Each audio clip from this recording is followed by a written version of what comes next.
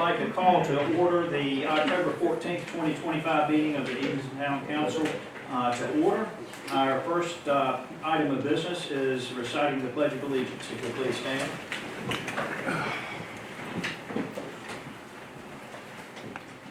I pledge allegiance to the flag of the United States of America and to the republic for which it stands, one nation, under God, indivisible, with liberty and justice for all. At this time, we're going to call upon Mayor Pro Tem Bond to give us our invocation. Could we bow our heads, please? Oh, Heavenly Father, we come to thee this afternoon to say thank you. Thank you for all your love, your mercy, and the blessings that you showered upon us. Please give us, the council, a chance to do things to make Edenton better, safer, cleaner, and a prosperous and happy place to live in. Give us good judgment on our decisions, even though we don't agree on every decision together. Let us all still know that we are councilmen, and in our hearts, our desire is for what's best for Edenton. In Jesus' name I pray, amen. Amen. Thank you, Mr. Bond. Yes, sir. The next order of business is approval of our minutes. Councilman, you have in your packets minutes from the regular meeting of September 9th, the special meeting of September 22nd, and also the closed session meeting of September 9th. Do we have any comments or requests for revisions to any of those minutes? Motion to accept. Okay, we've got a motion and a second. All in favor of accepting the minutes as they are now written, please signify by saying aye. Aye. Any opposed? Okay, we have approved those minutes. Next, ladies and gentlemen, we have public comment scheduled tonight. I would want to point out to the general public that we have two items that will involve public comment. The public comment that we're about to enter into now is a general public comment period. If you're here to comment on the public hearing regarding the special use permit application from Edenton Holding LLC, there will be a separate public hearing later in our agenda on that. So this is just for general items and not items related to the special use permit application. So if I call your name and you are here to speak about the special use permit application, just please let us know and we'll make sure you get called at the appropriate time. The first person signed up, Leslie Casbaro. Yes, I actually want to address both both the general question as well as an issue on the special use permit. Okay. So I don't know if you want me to do it separately or all Yeah, at once. do it separately. And so just address us on this general matter now, and then we'll call you back up when we're talking about the special use permit. Okay, thank you very much. My questions are regarding the proposed tax reassessments that are put forth having to do with the property values in the town. One of my major questions / concerns is a look at Airbnb shows 99 properties listed permanently as Airbnbs, that is, their availabilities are year-round, subject to bookings only. I'm wondering if those buildings that are located in residential areas and if they are going to be treated as residential properties, taxed as such, assessed as such for things such as sewer, water, electricity, landfill. I know owning a business, I pay one price for those for my business. I pay one price for a building that's nothing, I'm still being charged as a business, and then my residential is different. I want to know if the Airbnbs are charged as businesses or as residents, and how the decision to make reassessments is going to be made. I understand from all the information that I have been able to be gathered that not every property would be reassessed. I want to know how it's going to be determined who was reassessed, who wasn't. When we purchased our house a year ago and just before we entered into our contract, we were informed that the house had been reassessed within the last 3 months and that for 7 years it couldn't be reassessed again. However, the description that appeared in the paper was stunningly close to my, my property and my particular situation. So I would like to have those issues addressed specifically. Okay, and what we've done, we've set a policy a year or so ago so that things would not fall between the cracks and not addressed. We've got a policy now that when issues come before us, we assign those to the town manager or appropriate staff person, and there'll be a report at our next meeting on what they discovered and what the answers are. So we have a agenda item called the town manager's report, and during that agenda item, the town manager will address items that the general public had brought up in public comment, or items that the councilman had brought up for a further report on. Which I would expect, and as an additional follow-up to that, I would like to know if they are considered businesses, if they were required to place a deposit on their utilities. As you are well aware, we were, I have a $975 deposit on a building that I own for utilities. I've been told 6 different answers about obtaining that information. I have a lawsuit that's being filed in New Jersey federal court. I was told I should just rent a U-Haul from a town employee if I do such matter as sue for my money back. And I think that's something else that the town needs to look into. I've already had to change my name because for 61 years I was known as Leslie Schwartz. Walked into Southern Bank and told, wow, we don't get your kind around here very much. Well, I'm sorry to hear that. So I would like those issues addressed as well. We will. Thank you very much. Next, Ralph Casparo. My question is on the proposed multi. Okay, we'll swing back around to you.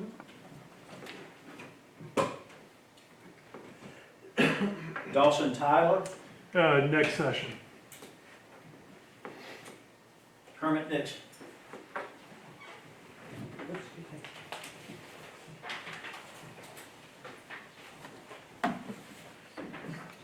Kermit Dixon, 410 Tenchtown Road, Edenton. I'm here to talk about the importance of having a memorandum of understanding for the town tennis courts that are in the process of being built. The tennis courts are unique because they're utilized by 4 different entities: the Boys and Girls Tennis Team, the Tennis Association, the Recreation Department, and the general public. The memorandum of understanding addresses care, use, and the resurfacing of the courts. This memorandum of understanding will also save us money by proper budgeting and use and proper care of the courts. It's also important to note that the tennis courts do provide an economic impact to our area. When we have tennis tournaments, we help fill restaurants, B&Bs, and hotels in our area. When we have tournaments, we have up to 100 players that come and play our tournaments for a weekend, a Friday, Saturday, Sunday, 3-day event. But for every player, usually there's 2 parents that come with that player, or 2 people. So if we bring in 100 players, it's about 300 people influxing into our town for that weekend.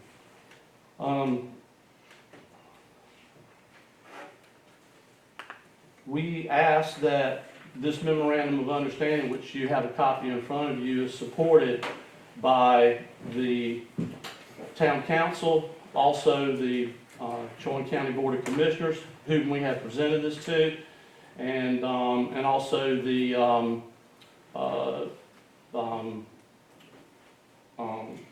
Board of Education, who we have also presented it to as well.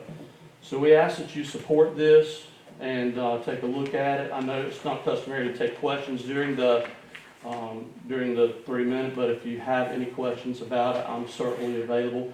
One final note: it has been presented to all the other entities that are on that list. And thank you for your time.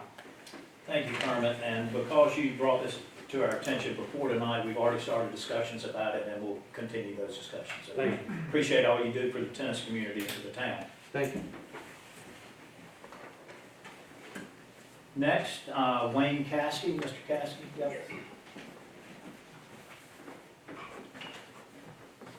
Yeah, Wayne Caskey, 1003 North Oakland Street here in Edenton. I have a far-range vision that goes beyond the monument, so the quicker this thing gets put back up, the better it will be for all parties. Compromise was and is the key to accomplish this. People have moved and want to move to Edenton. New people means new money, means new ideas. My idea goes beyond the monument. Take this city divided and bring about unification. In order for this to happen, change in thinking must take place. I mentioned this to a respectful member at our RC meeting, and he said, "Good luck with that. If you can pull that off, you deserve the Nobel Peace Prize." It can happen no matter the divide that separates our city. Those with opposite points of view and myself have had several conversations, total opposite ends of the political and social spectrum, but we talk and we still get along. Maybe it's because I was so far right, I have left. Confusing? There's a song that used to be sung, "I am somewhere in the future and I look much better than I do right now." Just like our city, Edenton is somewhere in the future and we look much better than we do right now. I want to go to the future and bring it back. The monument isn't a storyline of where we were and where we are right now. How far we have come and how far we have to go. But in the future, we will look much better than we do right now. The dream that MLK Jr. had, that the sons of slaves and the sons of slave owners will meet at the table of brotherhood, knowing that one God brought man to the face of the earth. This dream came true this last weekend when multi-ethnic families met at the mall in Washington, D.C. on Communion America with Miss King being one of the designated delegates there. It was the event, and on Saturday the 11th, a communion table over 1.5 miles in length was set up, seating over 7,000 people, along with thousands of others who broke bread together. That was the beginning, and it will be up to us to finish the dream. This video is still being streamed online. You can look it up, Communion America. Look up day 3, that's the one I recommend. It's about 6 hours long, but I urge everyone to watch it because that's truly the beginning of a dream, and we can finish that dream here. Thank you, Mr. Caskey. Next, J.D. Grant. J.D.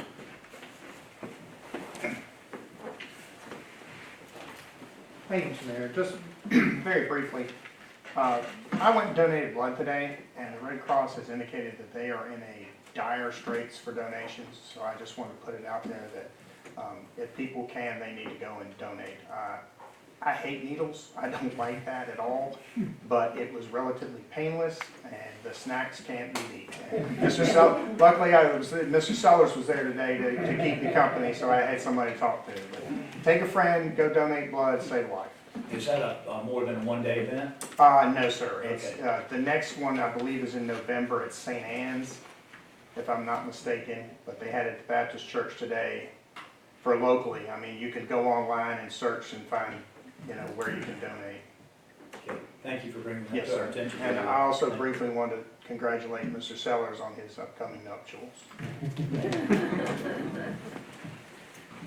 Next, we have Chess Chesson. Since I'll take this time. 2 weeks ago we had our 50th annual Peanut Festival. I just want to take the time just to thank the town and Chief LaFawn's team. There's a lot that goes on behind the scenes. We talked about it, debriefed it privately in our offices, but I thought it was a great event. We had a full day of people downtown. The Battle of the Bands, which is the primary reason for the event, is to raise money for the high school band. They had a record-breaking year, raised almost $10,000. So just wanted to thank Chief LaFawn and the town for all their participation in that. See you in a little bit. Yeah, we'd like to echo that, Chief Rafan. Thank you for all your help in that event, and also thank you for helping secure the oversized truck that council was able to ride in. I think everybody that participated really enjoyed that, and hope to be able to do that at future parades and future events, if you can help us out. We'll try. Okay, that concludes this part of the public comment.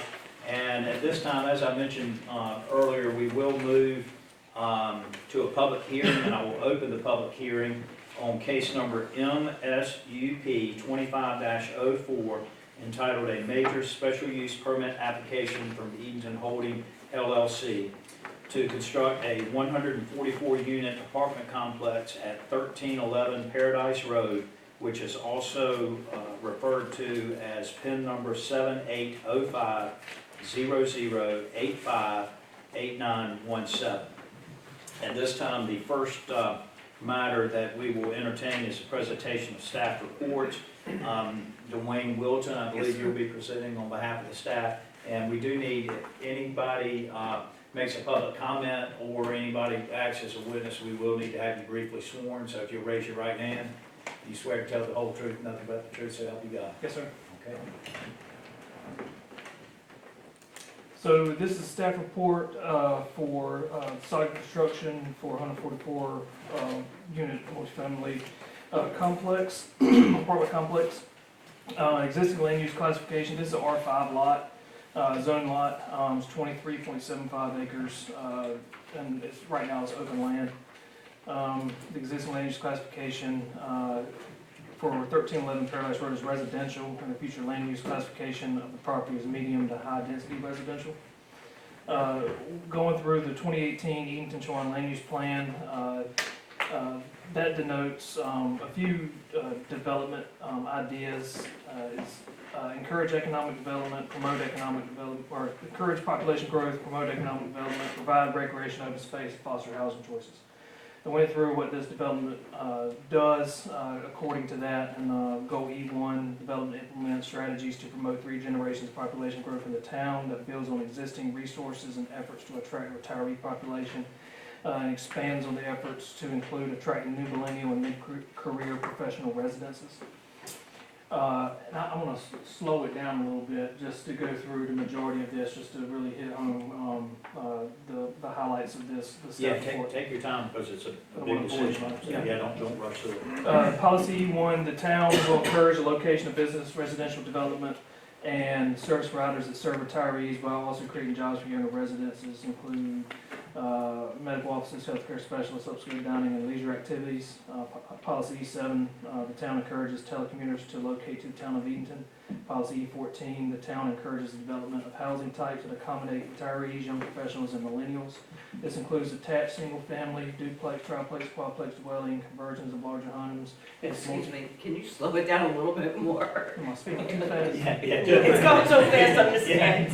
You said you were going to take your time. I'm gonna read I through feel it. like you're one of those guys, one of those radio advertisers that's reading the line through it real quick. My wife told me Thank that you. too. I speak really fast. All right. Yeah, just So take I'll your slow time. that, yeah. This includes attached single-family duplex, triplex, and quadplex dwellings, conversion of larger homes into multi-unit dwellings for sale, live-work units, and innovative configurations such as pocket neighborhoods and patio homes. Public utilities, it is within town corporate limits. Municipal water and sewer services are available. Public services properties located in town corporate limits, protection services provided by the Edenton Police Department. The subject property has approximately 380 feet of frontage on Paradise Road. And like I said before, it's an undeveloped parcel with interior streets, and it does have existing infrastructure. Touch on that for a second. Infrastructure, this similar plan was approved back in, I think it was 2008. I'll let Aaron and Debbie speak on that, but infrastructure was placed within this property with the idea of having similar multifamily units, although the site plan and renderings have changed. I'll let them get into the amount of money, that infrastructure that is currently located on the property. The analysis. The application before you is requesting to construct multifamily dwellings, apartments in the R5 residential district. The town of Edenton's Unified Development Ordinance allows for construction of multifamily dwellings through this process, which is the major special use permit process in the R5 zoning district. Recommendation, the major special use permit process requires applicants to specify the exact proposed use of land and allows town council to place restrictions on the actual development. This is appropriate planning mechanism. When granting a major special use permit, reasonable requirements may be added to the permit in addition to those specified below. The Edenton Planning Board held a public meeting on April 7, 2025, to review the major special use permit application. The Planning Board recommended approval of the application presented with staff recommended conditions plus some additions to that. When was that again? That was April 7th, I believe it was, and I have it in the memo, so I'll double check my math. Yes, April 7th, 2025. It was tabled by council. We also held a public information meeting with the local neighbors here in this room on March 26th. And it was tabled for more information, basically related to, I think it was site plan and different things like that. So we've been working in the meantime trying to come up with a product. But prior to the approval, the town council must ensure that development at its proposed location meets the following criteria: will not endanger the public health or safety, will not injure the value of adjoining or abutting property, will be in harmony with the area in which it is located, and will be in conformity with the land use plan, thoroughfare plan, or other plan officially adopted by council. The applicant has addressed these conditions in the attached application. Representative from Saga Construction is present here at the meeting today, and will be giving their presentation shortly. The proposed use is compatible with the land use map, which is located in your packet.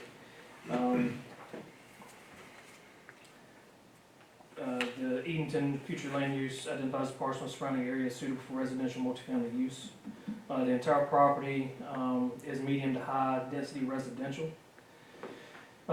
Medium high density residential classification occupies about 20% of the town's planning jurisdiction, delineates land where the predominant land use is higher density, single family residential multifamily development. Lot coverage is restricted at 60% and building heights are limited to 35 feet. They're also in zones R10 and R14. On the next page you see the excerpt from the map, from the future land use map. And also conditions that were taken from the 2008 application. The approved conditions were placed in here, as well as recommended conditions from the planning board. So basically, to go through it, and a lot of this is standard for any type of development of this kind. Prior to occupancy of the first building of phase 1 of Beechwood Apartments, developer shall post a bond, which I believe is still current. We had to dig through that paperwork for any of the remaining infrastructure needed for phase 1, and to provide all the necessary traffic improvements for interior roads, which are to be built to town standard, utility connections, and drainage stormwater detention improvements. All necessary traffic improvements, utility installations and connections, and drainage stormwater detention improvements shall be installed by and feasible by the developer. Getting with the stormwater, so recently the town was approved for engineering and site design for the potential expansion of Fibbers Creek to hold more stormwater basically in that general area. So we will be working with the state on that recently, and one of the big catalysts for this was the anticipation of a development like this on that particular property to help with any runoff from there, to help mitigate any flooding that may happen in Stratford and Hawthorne, Morse Circle, down towards Virginia Road. So it's just basically to increase capacity with any impervious, new impervious services that may happen with the development. Stormwater and drainage shall meet NCDOT and NCDEQ regulations. Final landscape plan to be reviewed and approved by the Town of Edenton Tree Committee. Landscaping shall be provided at both entrances on or before the first building is ready for occupancy in phase 1 of Beechwood Apartments. Both areas are to be maintained by the developer. All details and improvements, including not limited to facade, signage, infrastructure, sidewalks, landscaping, and street lighting, shall be installed, and construction constructed according to UDO requirements. The completion of the phase 1 and phase 2 of the multifamily development, which is also known as Beechwood Apartments. The developer shall submit a second set of findings regarding traffic impact to the development and its future phases on Paradise Road and Virginia Road. Not much has changed since the original approvals in 2008 related to any development of traffic on Paradise Road. So this will require, just to see and make sure traffic is not being impacted by all the development that's happened within, that particular parcel and even future development. The developer shall report to the Edenton Planning Board the expiration of 3 years as the status of the project. Install sidewalk on only one side of the road, Beechwood Apartments from Virginia Road, and including phase 1 and phase 2. On or before the completion of phase 1 of the multifamily development, and to create temporary pathways, because with future development there's going to be more cuts and everything. So they're going to, this condition would answer that there would be sidewalk from both phases of the development, and then a type of pedestrian path will continue as the development happened. There would be more sidewalks added as the development continued. Can I ask you a question? Yes, sir. Future development, it was mentioned a year or so ago. Are they still looking at some type of continuing care retirement community in that area? I think Is that still on the? I think it's fluid right now.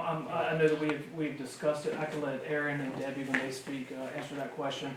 I do know that they were doing some tweaks to the development that was approved in 2008 to either for more single family or for duplexes. But I'll let them speak on any future development plans for there because that's more than likely to potentially change at some point.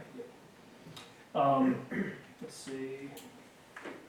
As there are requirements for larger Beechwood community, the developer is required to have a formal paved walking path that connects Paradise Road to the bridge located near Virginia Road. Within 180 days upon issuance of the building permit, the developer shall install temporary lighting along Beechwood Avenue for security and safety purposes. Additionally, mark all manhole covers in the road that extend above the first layer of asphalt until the final layer is installed. And an additional recommendation was a site-specific vesting and duration plan. Basically, for the development titled Beechwood Apartments, the vesting period is for 24 months from the date of approval. During the vesting period, the development rights shown on the approved plans shall not be subject to subsequent changes in the town's ordinances and regulations except as allowed by statute.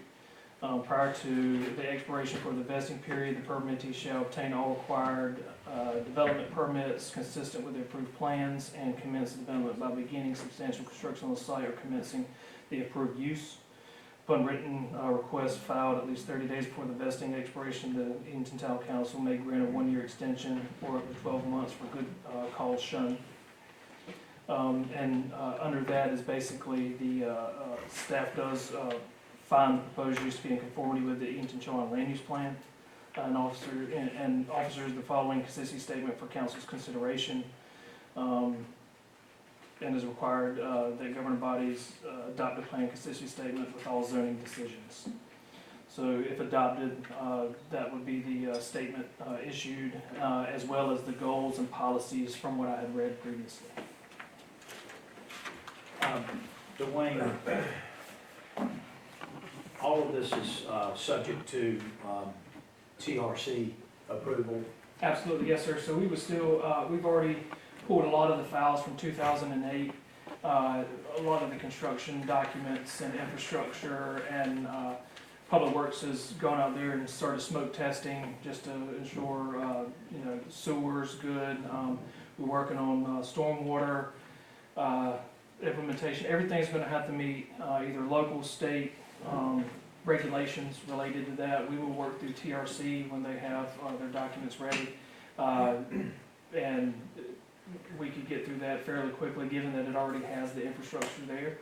But we will be working with all department heads, some county individuals, and some state individuals on the TRC meeting. And if you will, just for the public's benefit, can you, the TRC, ladies and gentlemen, is a technical review committee. Can you tell them who composes that committee, who sits on that committee, and what their purpose is? Yeah, so it would be the department heads, whether it be public works, sewer, water, we have electric department and representatives, police, fire, we have, on occasion, with developments like this, we would invite our county partners like the recreation department, tax department, building inspectors.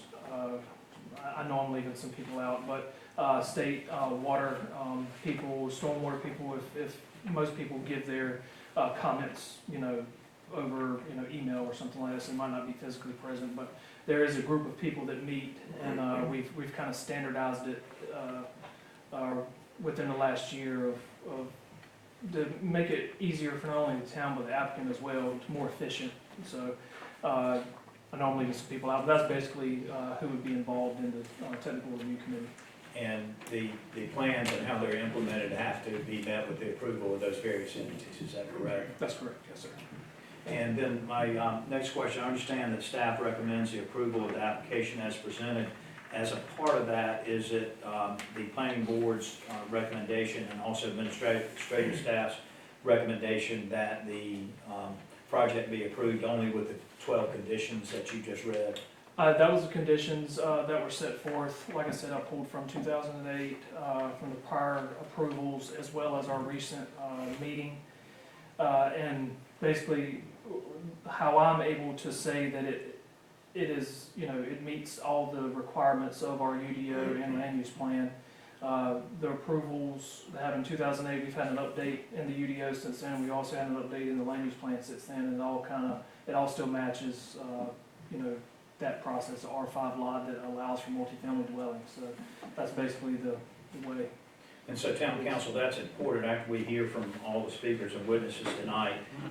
If there is a motion to approve and a second to approve, we'll need to make sure to include the conditions. If that is a movant's desire, need to make sure that those conditions are attached.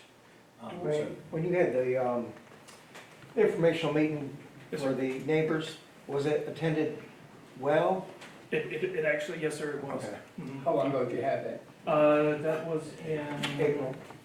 Or what? March 26th. And how did, it went well, or, There was, none of them always go. yeah, there were some questions, and I can't remember the exact questions that were raised, but, Was one of the major concerns possibly looking at Section 8 housing somewhere down the road if this doesn't go through? yeah, I think that was a concern. That was a concern that was raised, was that if they weren't able to have the occupancy that they wanted, then, or the development wanted, then it would turn into, they were worried it would turn into like HUD housing or low income housing, income-based housing. With this, yes, sir. Wayne, everything you said sounds good. Yes, sir. Carefully planning and all of that. But the people in my ward, that's in Ward 4, that's living on Paradise Road and Mars Circle, they don't want it. They would prefer single-family homes. And I've got to speak for my ward, Absolutely. because what is gonna stop this apartment complex from doing the harm and damage that the ones that we got here in Edenton have done over the years, where we've got police, where we got fights, gun shooting, and everything else you can name. See, the way they look at it, they're living in a friendly, safe environment, and they don't want to bring crime into their neighborhood. I think that there is a need for market-based, there is definitely a need, and you'll hear it, I think, more, but there's a need for market-based multifamily apartments. We have 155 jobs coming into town. We have a new high school, we have new industry expansions. Everybody don't want to hear, but we're growing to a certain extent. Is that three new business expansions? We're trying to fill the shopping center. We're trying to get amenities such as a new grocery store. All these developers look for density-related issues. Now, I'm getting back to your question related to crime or anything. So that was brought up. So that was the thing behind installing temporary lighting. Temporary meaning that as the development grows, more permanent lighting would be placed that matches the town's UDO. I think we discussed installing cameras as well at the entrances and allowing the police department to have access for the cameras to be able to monitor that particular area. Corey and I have gone, this is how far we've gone to look at Saga's products. And I'll let them get into that. And I'm not, like I said, when I do my staff report, I'm not looking at anything other than it matches the UDO. Let's answer the community concerns. Let's get through planning board, get it to town council. Let's come up with the best product we possibly can for that.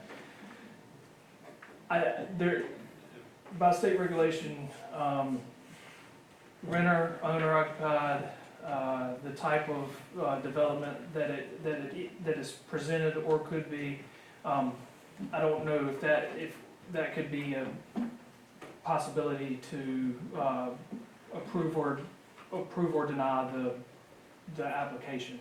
Now, are we gonna be able to add additional police force to be out in that area to monitor this development? Because we're short-handed now. Well, and I think one thing to note here, Councilman Vaughn, when we consider the current status of the large vacant property, I think this almost mirrors some of the broken window theory that we've seen in vacant, unleased, unoccupied spaces, and that from a public safety standpoint for that area, most of the concerns now that we've seen from a policing standpoint has been because the property is vacant, just similar to a vacant or unoccupied home.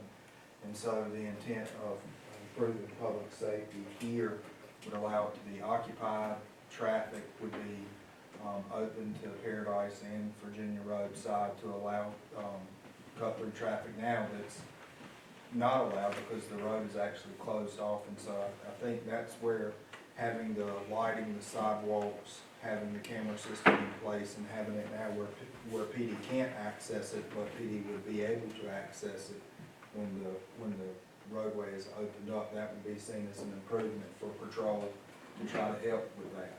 Okay, but see, what I'm trying to relate to fear that they have right now, because you're living in a quiet, subdued neighborhood, and they're scared that they might get some people into this development that ain't what should be there and cause a whole lot of problems and put them at high risk. I think we could let the applicants kind of talk to that maybe a little bit to hopefully alleviate any of the concerns that you may have. I will say that as part of our community meeting that we had and planning board, you know, one of the things was trash was a big deal about people going and dumping or littering along there. So, you know, code enforcement for Townsville has gone and has made it a weekly trip through there as well to make sure any trash or dumping is taken care of.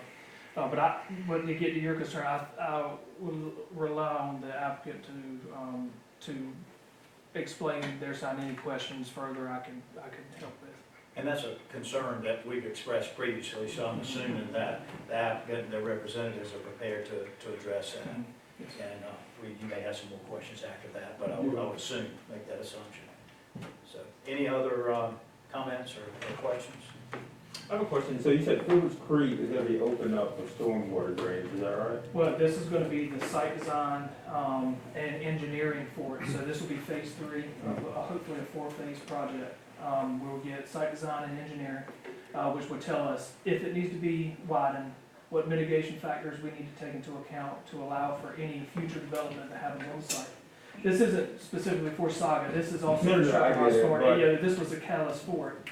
But it could potentially be widened, it could potentially increase depth. They're looking at the weir system that is there now, they're looking at the drainage pipes that are underneath the road to see what status they're in.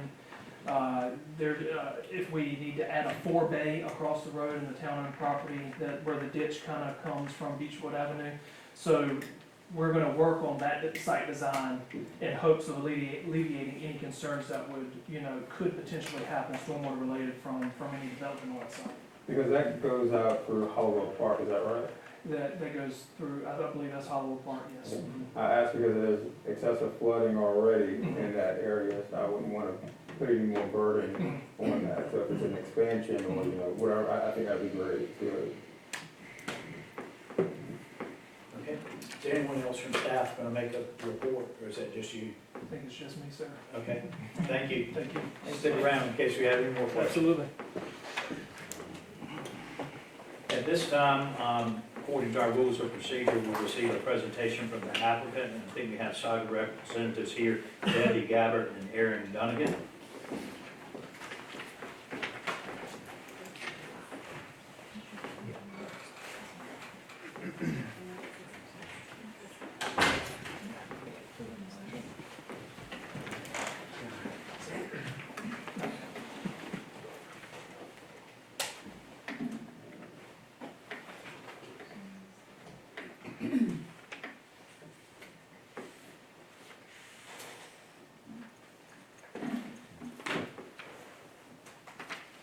Good evening, Mayor, council members, and neighbors of the Edenton community.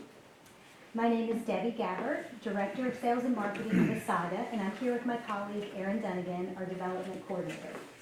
We're excited to be here and grateful for the opportunity to share more about Saga Construction and why we remain a trusted partner in supporting Edenton's thoughtful growth and future.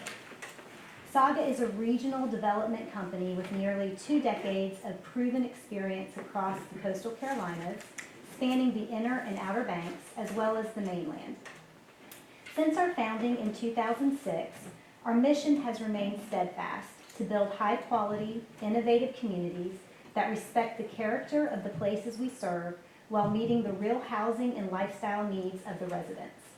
Our portfolio reflects a broad range of thoughtfully designed projects, including lifestyle communities, apartments, luxury vacation rentals, single-family and multifamily homes, hotels, and hospitality venues. We pride ourselves on delivering exceptional quality and enduring value with careful attention to architectural detail and an unwavering commitment to elevating the communities in which we build. What truly sets Saga apart is our relationship-driven approach. We take time to listen, to understand the unique needs, goals, and values of each community and client that we work with. This collaborative foundation allows us to craft tailored solutions that balance growth with preservation and progress with respect for local heritage. Over the years, we've created and been part of several vibrant communities, such as Corolla Shores and Corolla Bay. And I've put up here just a few plans so you can see as we go some of the projects that we've done. Waterside Villages, Bermuda Bay. Are these all at the beach? These are all at the beach currently, yes. Are they on the Nags Head or the Nags Head, Kill Devil Hills, So Southern Shores? They span all of that. So we really span from Nags Head to Corolla and then even into Grandy is what these are showing. So this one is Water Oak and Water Oak Reserve. And we have successfully expanded into multifamily housing with developments like Hamilton K Reserve, which will have a total of 108 units when we are completed. This is located in Kill Devil Hills. Cambridge Cove with 36 units. Somerset Apartments with 112 units. Run Hill Luxury Apartments with 96 units. And the forthcoming Harbor Village Apartments in Elizabeth City with 144 units. Our first units will be completed in spring of 2026, and that is currently under construction. Where is the Elizabeth City one located? Is this right here? I do not have it on here just because we're fully under construction right now, so I didn't have any great photos to showcase. Where is that located in Elizabeth City? On Aaron House Boulevard. Okay. Right across Near from Cookout? Popeyes. Yeah, put like between, Cookout and, Wallace. Okay. I'm sorry. No, no, you're fine. We recognize the significant housing need in our area of the Outer Banks, and we were proud to step in and provide solutions. Our apartment communities and long-term multifamily rentals have maintained nearly 100% occupancy since opening, with consistent waiting lists. We've also been fortunate to retain many residents for multiple years by fostering a true sense of community, offering quality housing, thoughtful amenities, and opportunities for neighbors to connect, build lasting relationships. In addition, we support our residents' long-term goals through our Rent with Equity program. This provides incentives to help tenants transition from renting to home ownership when the time is right. The next few slides will highlight examples of both year-round residences and vacation rental homes, showcasing the range and impact of our housing initiatives. We've also invested in lifestyle-driven amenities from hotels and restaurants to the Village Beach Club because we understand that great communities are built not only on strong structures, but on shared experiences. Our team brings deep regional expertise across all facets of development, from land acquisition and planning to construction, real estate sales, property management, and long-term investment. We see Edenton as a place with a unique charm and a rich history that deserves to be honored and protected, even as the town looks towards its future. As Edenton grows, we believe the right kind of development can help the town thrive economically while preserving its historic character. Growth done thoughtfully can attract the businesses and industries needed to help Edenton flourish in a way that aligns with the community's vision. As a private developer, Saga is willing to take on the risk of investing in needed housing because we understand that housing is often the catalyst that supports business recruitment, job creation, and long-term community vitality. With projects such as the planned Beechwood community, our goal is not simply to build housing, but to be thoughtfully contributing to the town's evolving story, providing much-needed housing options while respecting and complementing Edenton's distinctive character. Saga is committed to being a collaborative, respectful, and long-term partner, working with the town to create places that reflect the community's values and enhance quality of life for generations to come. Aaron will now walk you through the vision and details of the first phase of Beechwoods, and we look forward to partnering with Edenton to deliver thoughtfully designed housing that strengthens the community. And Debbie, real quick before you turn it over to Aaron, regarding the Elizabeth City project that you guys are working on, do you typically try to pre-lease those before? We do. And how's that looking on the Elizabeth City project? We already have an interest list of over 75 applicants, and we have made true applications with over 20 of them. We are receiving, now that we actually have buildings up and we have signage up, we typically receive about 10 inquiries a week right now. We're estimating spring 2026 for the first couple of buildings to be completed. Okay, and how many units will that end up being? 144. 144, the same as this Same. application? Yes, that's correct. Will it be the same design? No, which we'll show tonight is going to be a different design. Thank you, Debbie. Good evening, Mayor, Councilman, and neighbors. We appreciate everyone's time tonight. We've listened closely to your feedback from prior meetings. We've taken a step back. We've reviewed our plans with fresh eyes. We're ready to share where we've landed, but first, let's revisit the journey that brought us here. This is the initial approved plan from 2008.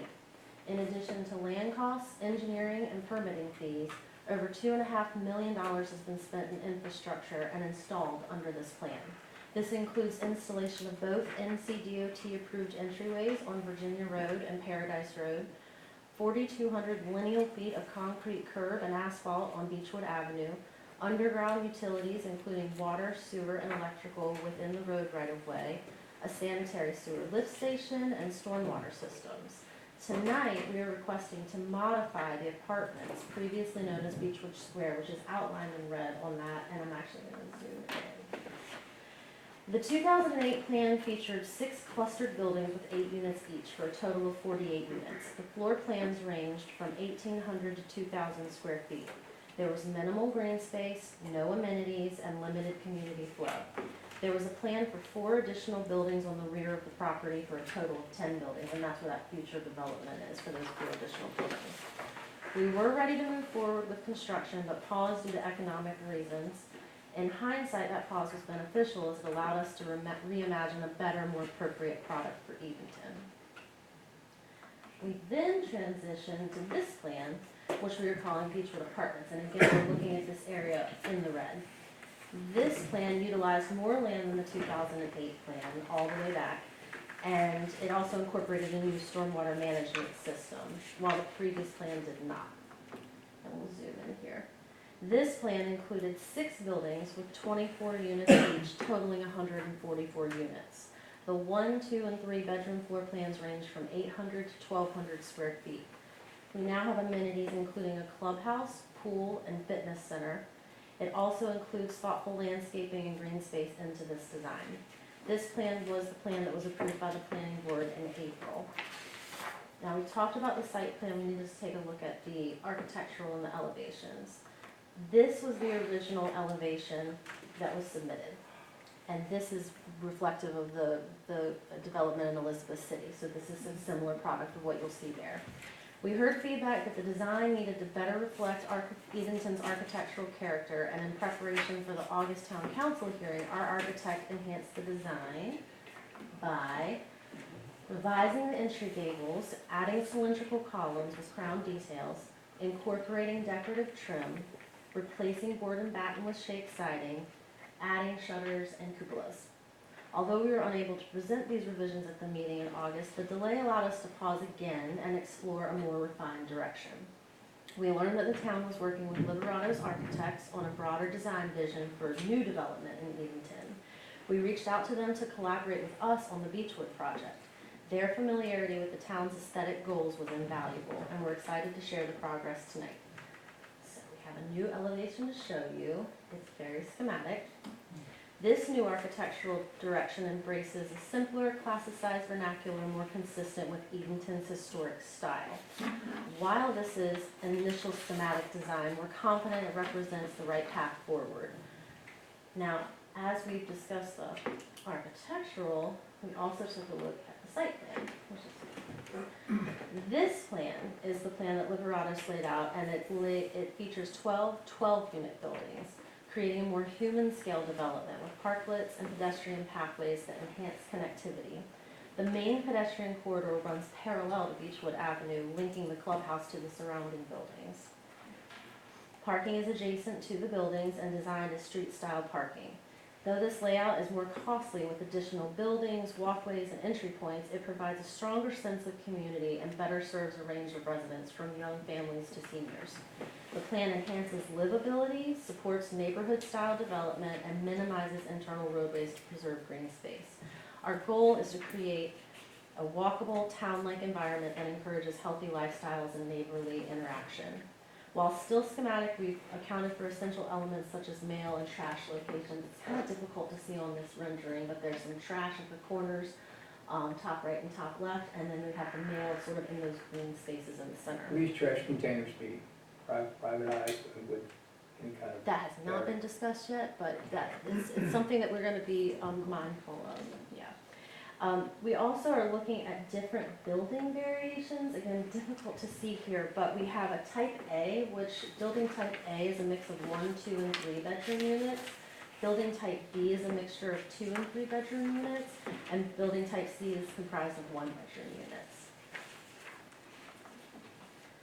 This is a challenging but important project, and Saga views it as an essential infrastructure for Edenton's future.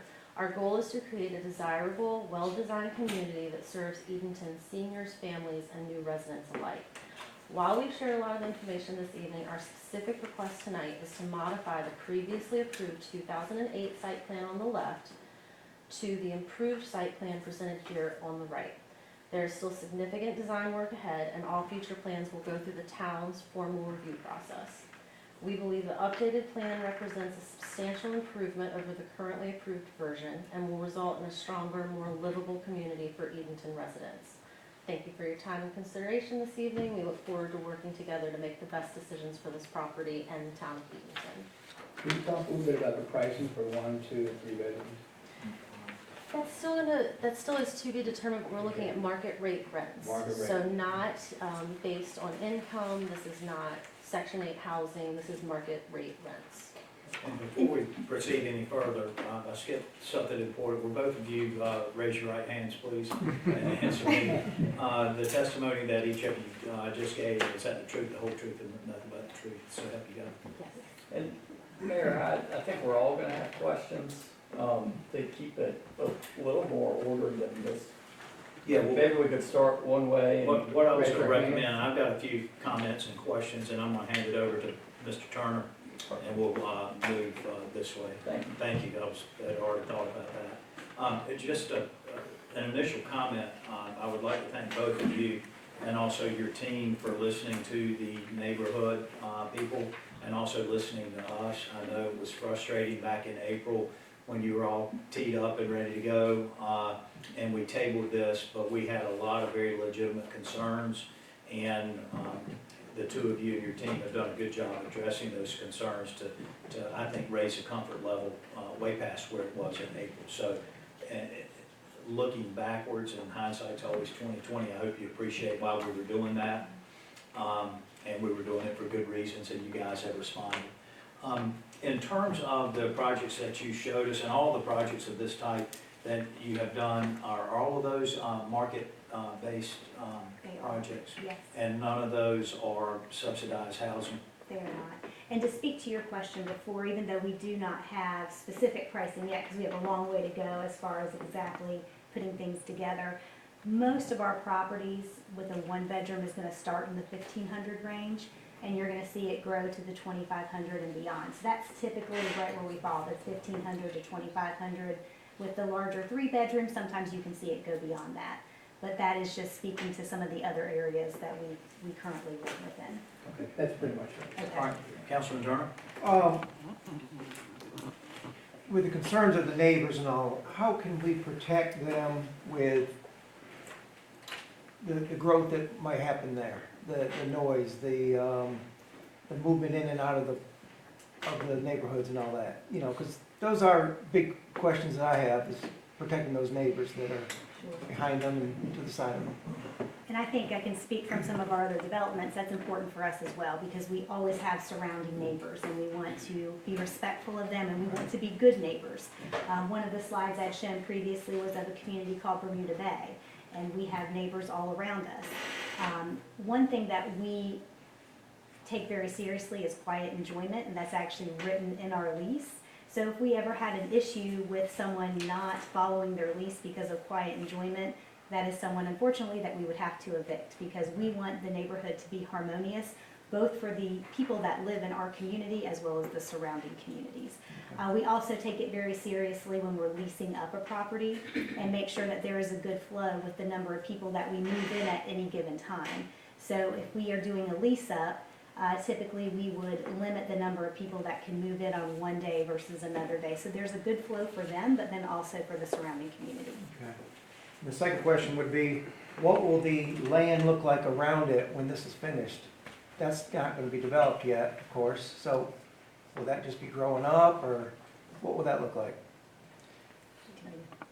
Okay. You know, I think you're gonna see us, our goal would be to, with Beechwoods, is we're gonna have multiple villages within Beechwoods. And so the development would be done in phases. Right. So as we are approaching the existing phases, we're going to need to keep the development clean and orderly.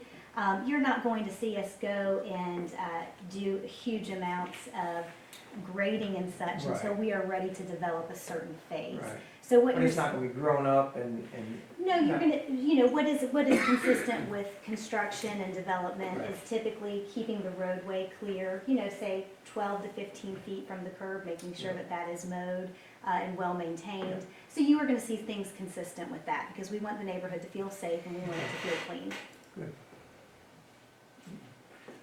The 2008 plan that's been referenced a couple times, it was explained that economic reasons slowed that down. Was that property foreclosed upon?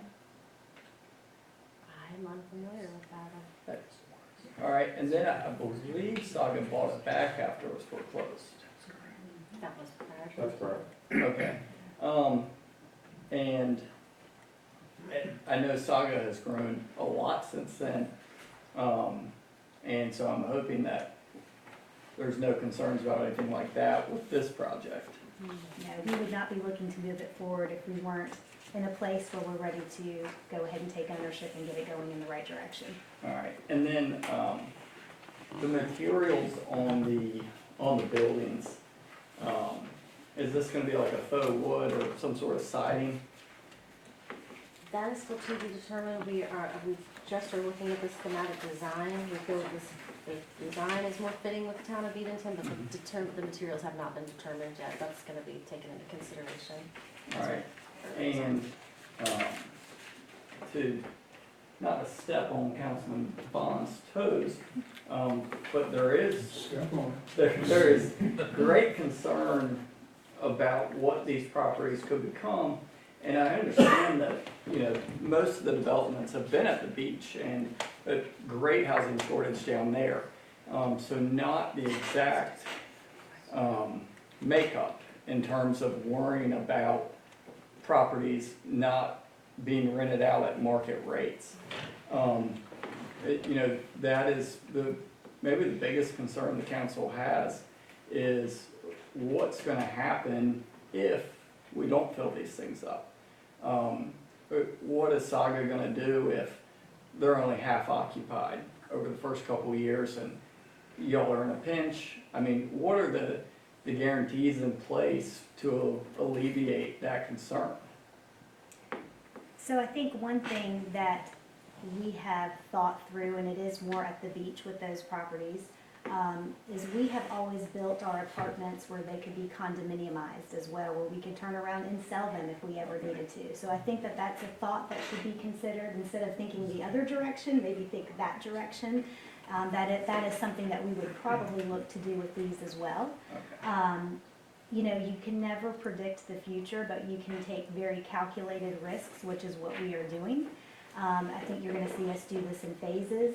We trust, you know, Chess, and we trust everything that the town has provided to us as far as what your growth looks like. And we know that a lot of times, what is it, the chicken or the egg, right? You need housing in order to get some of these businesses to come to the area. And we're familiar with some of the businesses that are looking at Edenton, and it's such a beautiful town. And it only makes sense that it's going to continue to grow as well as the surrounding areas. So that's why we're willing to take that calculated risk. All right, and so if in a sense, your first move would be to condominiumize them, so That's the direction that we have discussed in the past. So we haven't dealt with the Section 8 or the income-based housing. That's not what this product is. I mean, we're making a significant investment, so we have to make sure that that investment is protected. all right, and going that route would be more financially beneficial to y'all than the opposite direction. That would be my understanding, yes.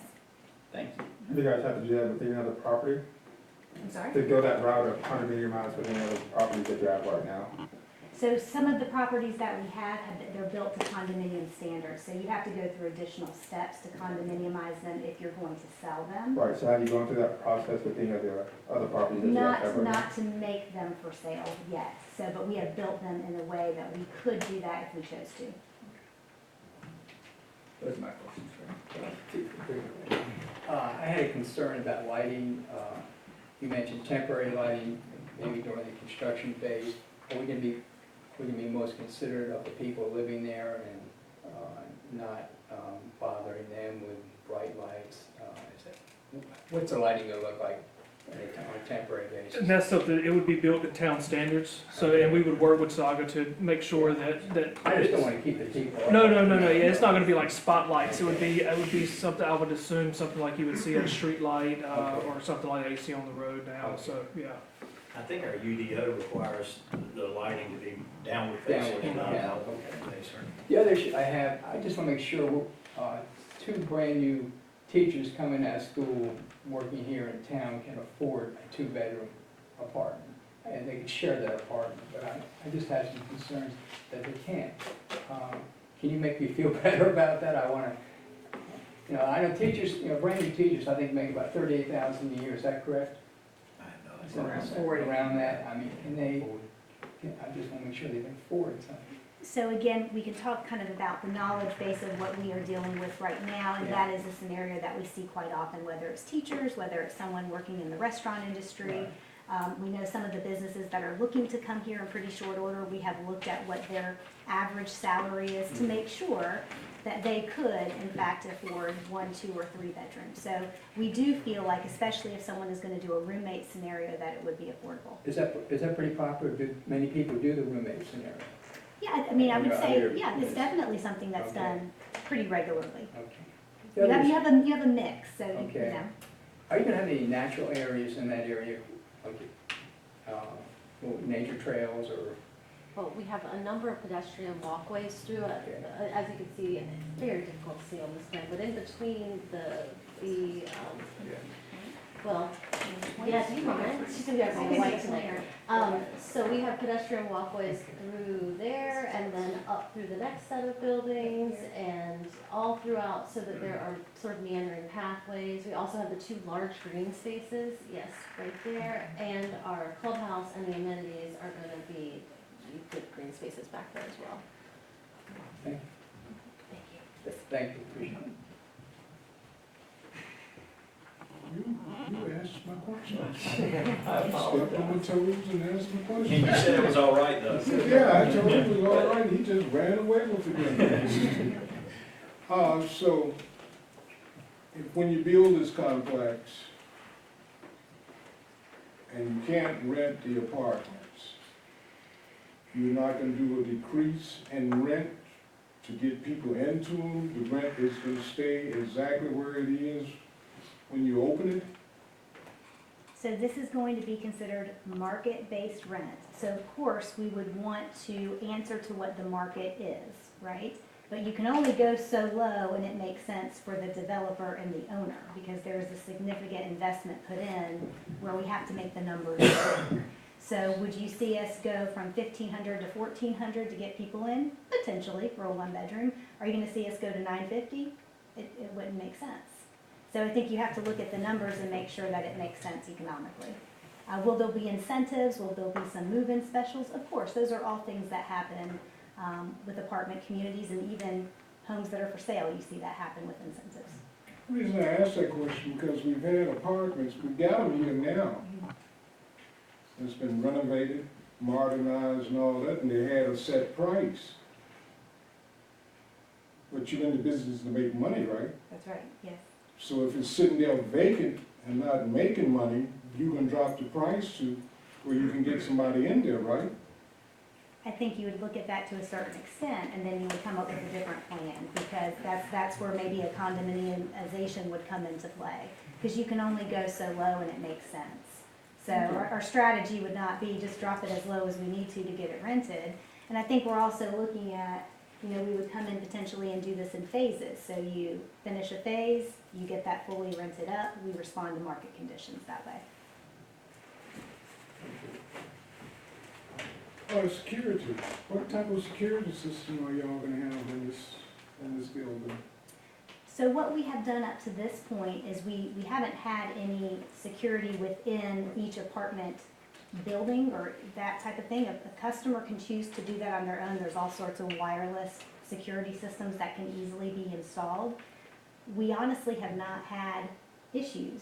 So once you have a community that's built, that's well lit, where you have people coming and going, where you have on-site management, it hasn't really been a concern or an issue.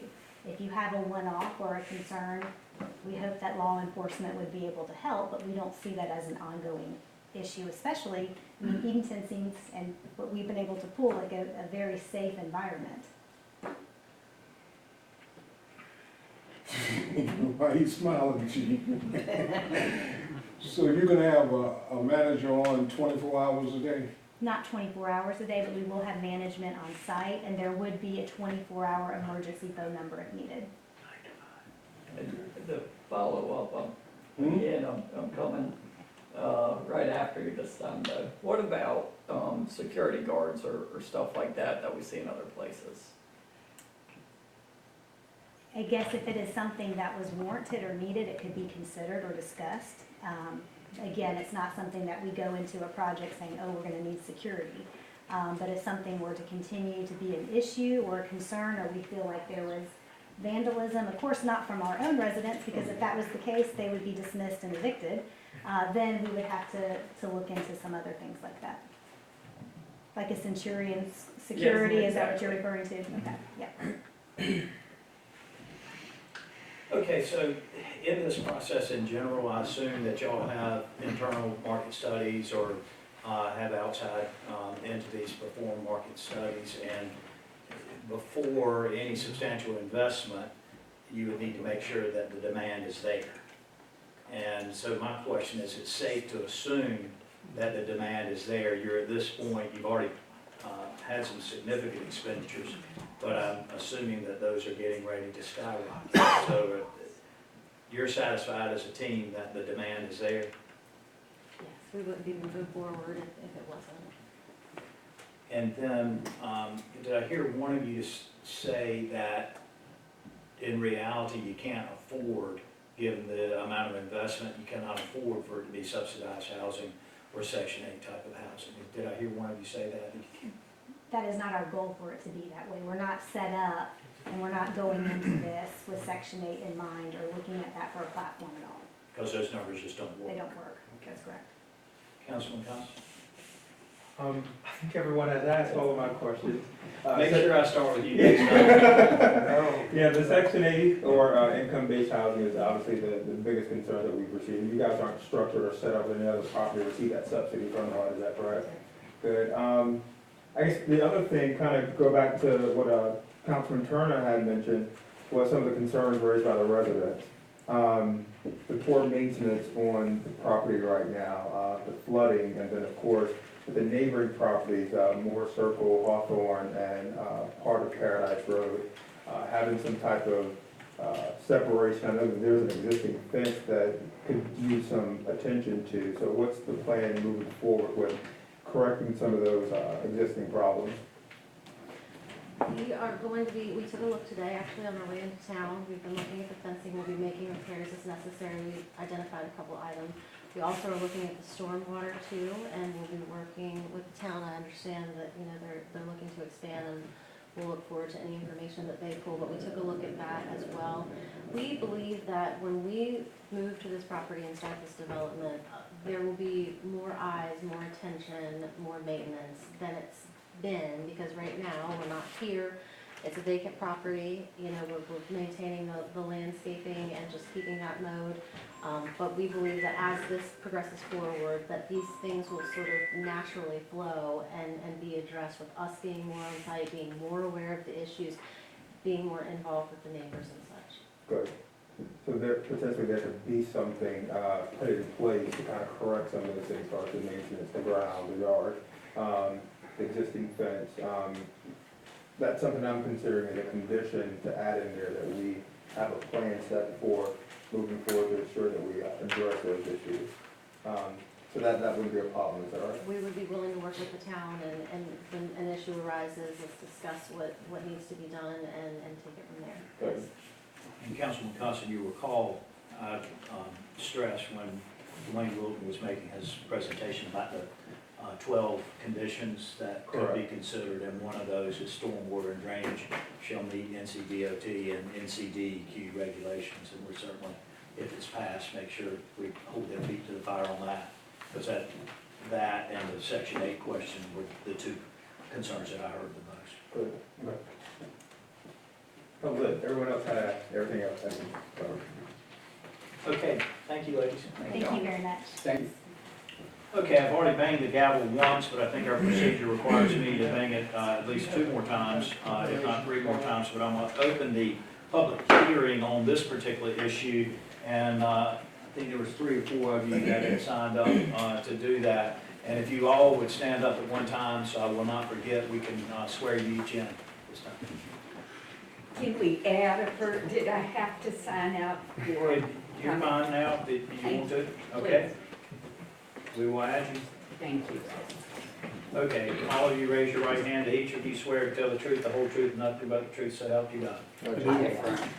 Okay, Leslie, got you first.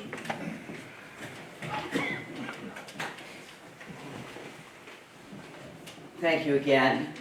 council members, developers, my first question is Sega just the builder, or are they builder and owner and going to be maintaining the entire property? Because I did do some research online. It seems like there's several different LLCs that are members of that. I have made FOIA requests to find out who's involved with that, but I just want to know. So Sega, it intends to retain all ownership of this, is that correct? Yes, and it could be under various LLCs. You will see us do that with different developments, but overall under that umbrella. I'm an attorney, I know. I know the basis of an LLC. My other question is, from what I'm hearing, it appears that you all relied on reports and studies that were done in 2008. I want to know if there were environmental studies, traffic studies, studies as to the impact on our infrastructure done recently? Or is it all just the 2008? Because I moved here last year. I know the number of residents at this place has increased from 2008 to present day.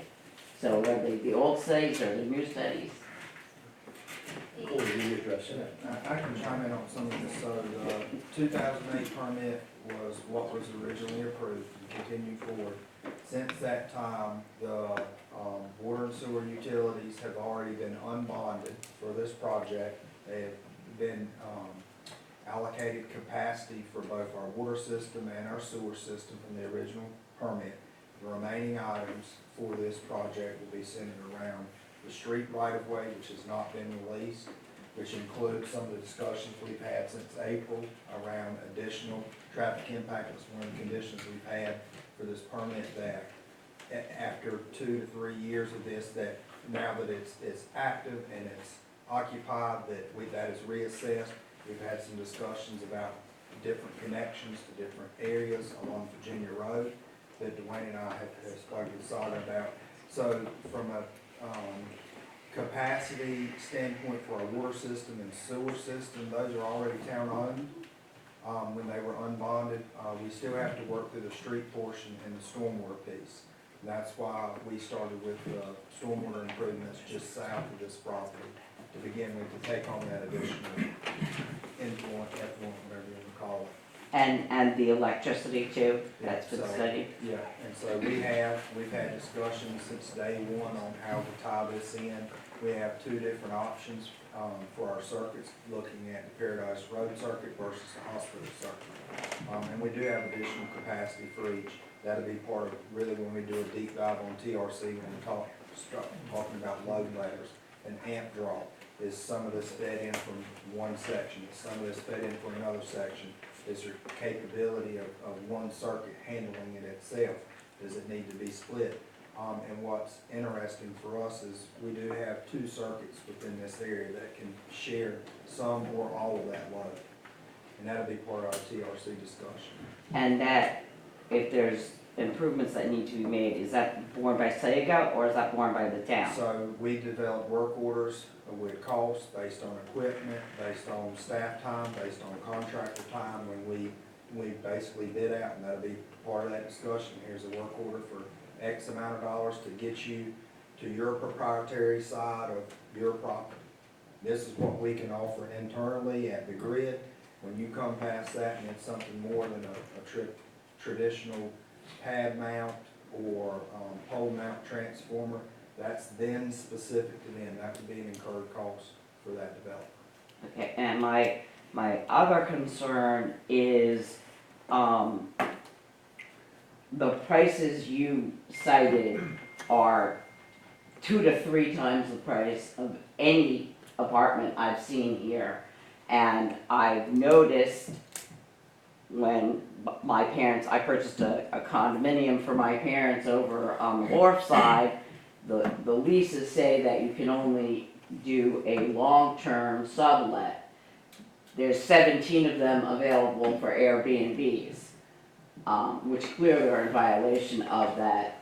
Is there a provision going to be in your lease, and what are you going to do to enforce that? Or are people going to be able to buy these and then turn around and make them into more Airbnbs and therefore not have more housing for the town.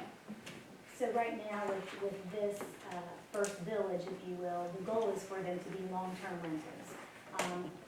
In our previous developments, we have put in stipulations where you are not able to sublet them short-term. So I would assume that we will end up doing the same with this. That would be our goal.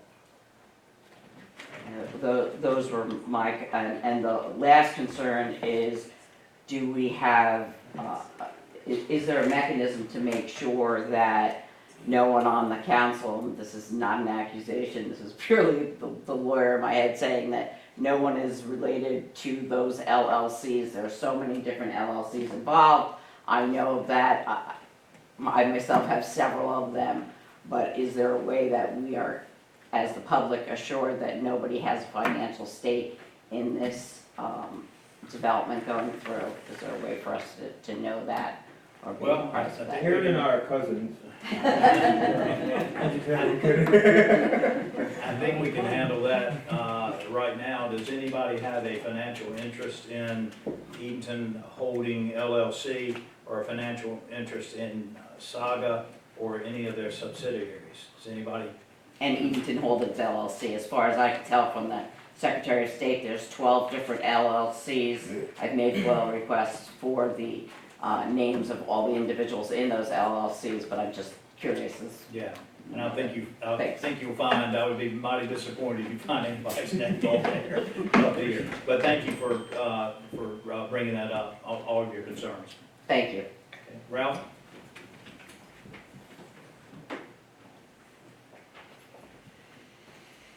Thank you, council members. Corey, congratulations on your contract.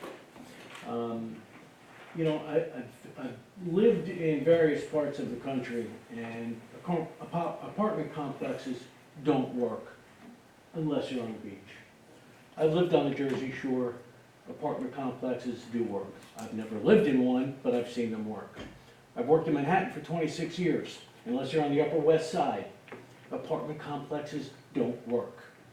They bring crime, they bring drugs, they bring problems. You guys are already talking about lighting and cameras and security systems. The chief over there, you got him sweating already. I personally think you're making a huge mistake. But my major concern is infrastructure, the power grid. Our power grid is already, and Corey might debate this with me, overtaxed. I personally have electrical problems at my house all the time without storms. I don't understand how you're gonna put 144 units on the grid and not have a problem. 2 weeks ago, it rained. Power went on and off so many times, my 1.5-year-old HVAC system was fried. The computer board was fried. So tell me how the power grid is gonna absorb another 144 units. It's costing me over $1,000 to fix my HVAC system that's 1.5 years old. I personally requested to see, the qualifications of the Edenton Electric Company. I was told I can't find the qualifications of the gentleman that worked there because it's private.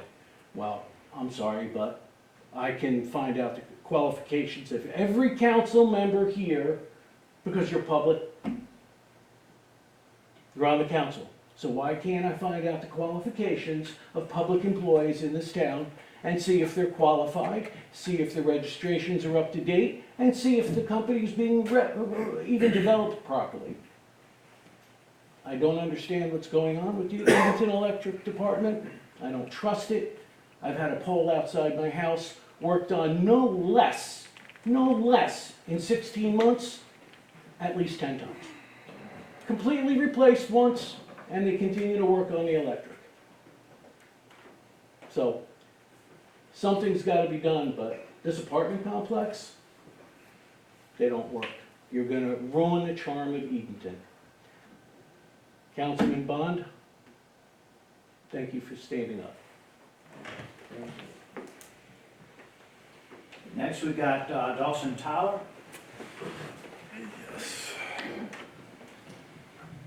So just kind of wanted to relate a little bit of experience here to this discussion. So Obviously run a historic preservation company here in Edenton and Down East Preservation. About a year ago, we endeavored to get involved with Saga on a preservation project in the form of the Hotel Hinton. As part of that project and, doing right by my employees and doing right by the town that I love, I wanted to understand more about Saga. And in doing so, I got in touch with Aaron, Debbie, and Sumit and requested that myself and my team come down to the beach and get a better understanding about what they're about. We did that, and one of the things that was made distinctly clear in that visit was nothing that they do is anywhere close to a Section 8 or income-based housing unit. These are places that workers, restaurateurs, young professionals were living, thriving, and enjoying themselves with pools and nice amenities and really nice neighborhoods with green spaces. They happen to be apartment buildings. One of the things that I really appreciate about the presentation that I just saw is the flexibility that y'all have demonstrated in listening to the architects that the town has employed to come up with architectural standards for new buildings. The footprint of those buildings became much smaller. They don't feel like apartment buildings anymore. There's a lot of green space in that plan in between those buildings that makes it, kind of much more of a new urbanist setup for an apartment complex. So, one of the things that I've also witnessed in working through the Hinton project is Saga's willingness to, take a step back and say, okay, historic preservation isn't our thing. Let's turn to somebody that knows that section of building and listen. And they clearly have done that same thing here. This is an outstanding plan, and I think we've done as a town, y'all have done as a council, a wonderful job of creating just this wonderful heritage tourism based community. It's world class, for a 5,000 person town, it's truly amazing. One of the things that I think is needed for growth to go to the next level is to be able to attract a young professional person that's kind of starting out their career to this town to help it grow and to grow in the right way. And to do that, we need housing. And that's what we heard offered here. So thank you for being willing to make the investment in our town, the town that I love, and really appreciate the thoughtfulness that y'all brought to it. And thank y'all for hearing me out. Thank you. Appreciate it. Next up, Chesson. Thank you, Mr. Mayor and Council. I would just like to speak kind of on behalf of, as the economic developer for town in Shomack County. We've been working with Saga for over a year now with the Hotel Hinton downtown and also with Beechwood, trying to get it to fit Edenton and fit the needs of Edenton. And if you remember from a previous presentation, we were looking at the demographic data and the housing mix that we have in Edenton. We have 0 multifamily units. And so when we're looking at that missing middle that's needed to, one, bring in young professionals, provide housing, kind of introduce additional units on the market right now. I looked at Zillow today for rentals. $1,800 is the cheapest rental you can find in Edenton for, honestly, kind of a not the standard 2-bedroom house downtown. We have employees on Peanut Drive that are living technically on a month-to-month basis at the Coach Motel, paying $1,300 for it's a hotel room. So those are the tenants for this complex. It also, someone mentioned Provalis coming in, 155 employees. 80% of those are going to be local that are already living here with mom and dad or living here and trying to find employment and improve their lives. We have companies that announced in November out at Riverbolk Terminal that are looking to hire another 60 employees and start building out a manufacturing facility. There is interest in Edenton and companies moving here and tapping in workforce. Right now, what's holding them back is the pipeline for housing, for quality of life for the employees. We have the quality of life dialed in. Right now, we don't have the units. So there's nowhere to rent right now. You can buy a house, you can get an Airbnb potentially. It's hard pressed to find a hotel room, but there's nowhere to find a rental unit. The first 8 years of my professional career, I lived in apartments. And I had roommates because we split the rent and save a little extra money. And that's just what early young professional career was. Then I, found my wife and started renting larger spots. Another bedroom. But I just want to, from a macro, Edenton, Showan County macro, these units are needed. It'll help us continue. And then the intentional approach that Saga's been willing to take and the flexibility on this plan, that it suits and fits into the architecture of Edenton, I think we're going to be hard pressed to find another developer that's willing to take that kind of thought and intentionality in their units. Thank you. Thank you. JD, earlier, did you mention you wanted to speak on this? Yes, sir. Okay, come forward. Thank you, yeah, Mr. Mayor. Sir. I had a couple of questions. Is there going to be like a homeowners association since you have a pool and a exercise place and a clubhouse? So because right now it's considered rentals, it runs through the leasing office and part of what the lease agreement would be in our on-site management. So it wouldn't be an HOA per se.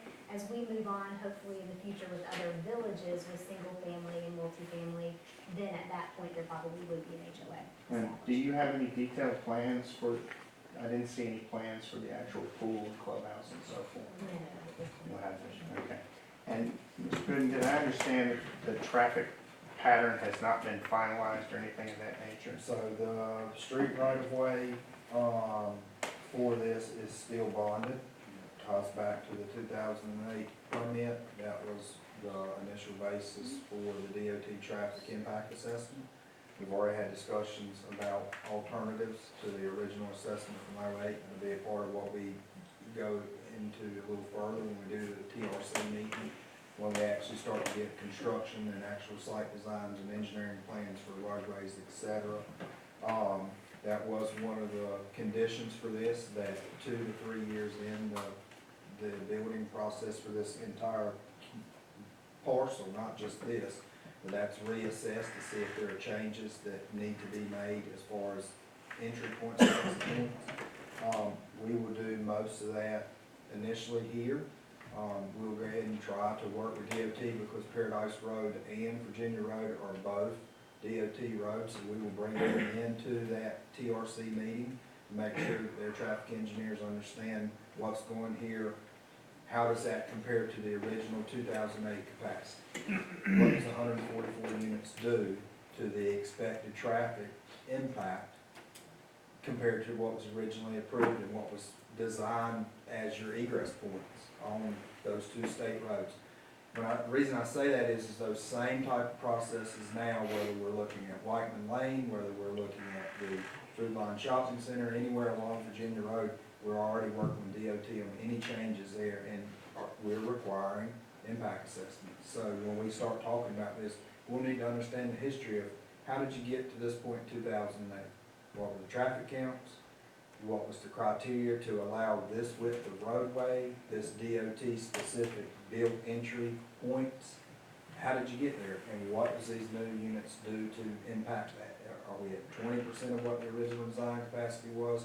Are we at 50% of what the original design capacity? That'll be some of the questions we'll go through during the TRC. Okay, well maybe, and I'm not an engineer or anything like that, so maybe I misread it or didn't understand it. But it looked to me like according to the UDO under 4.5B4, there has to be a traffic proposal. And if there isn't one at this time, then the application is not complete and cannot be considered. The application is for an amendment to what was approved in 2008, which did have that. So they're asking to amend the original 2008 application. We know that, we know the roadways have changed, we know the criteria for those type of assessments have changed. That's where we'll be able to say, hey, we understand where you were in '08, here we are in 2025. We need to do a deep dive on this now to understand what we're gonna be okay with before we let you release these roads. Okay, but in 2008, wasn't the original plan to have single-family homes, bungalows and so forth over on the section next to Food Line and then the apartments? There was a mix similar to this. There was an apartment complex that were tied to that 2008 plan that I think showed 6 or 8 units on what was there. And so a portion of multifamily and apartments was a part of that 2008 master plan.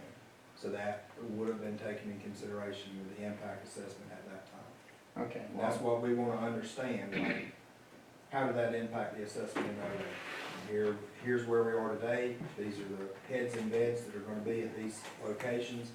What does that do to the 2008 plan? If we find there's something that needs to amend it, Saga has been very open to making improvements to make those changes, not only for this location, which if you look at the street layout and the parking layout was amended from what was applied for in April for the original amendment, but we've had greater conversations about the side closest to Virginia Road, if there are improvements that are needed there to redirect traffic a different direction on the site to maybe connect it to the food line, to get it off of the entry point on Virginia Road. That'll be that deep dive during that TRC meeting.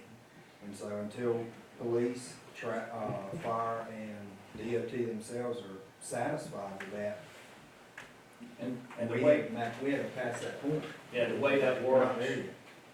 Corey, the way that works in practice, and not just in theory, is that our technical review committee, based on all these agencies' recommendations, come up with requirements for the site to move forward. And then the developer has a choice to say, hey, we can't do that, and we say, well, we're sorry, this is what the TRC is saying, and they have to make a choice whether they're gonna move forward under those requirements or not. As I understand the That's right, practical and so the application. engineering plans are halted, sent back with criteria that has not been met, and they have to be amended or updated. That'll be the same thing for water and sewer. If what is there, cannot make that connection to our sewer system, or if it extends past the capacity, these are the improvements that are needed to get to that point, and that will go through for traffic, stormwater, street right of way, walkability, lighting, water systems, sewer system. I mean, everything that's within our control or like DOT's control, they'll be a part of that. And so if they're not satisfied, we can't let you go forward. I mean, you gotta make changes or move on. Well, I guess that was my next question that follows up with that. You said that within 3 years, they have to give us an update. Isn't the special use permit only good for a year? Well, and that's one of the conditions that's there, is that we would do an impact assessment within a 3-year window, now that it's become occupied. Let's see what the traffic counts are, and that's where we'll actually test that again and say, well, hey, here's where we were in 2008, we have a permit in 2025. We've noticed that you got, you're 20% above what we thought we were gonna be at 2025.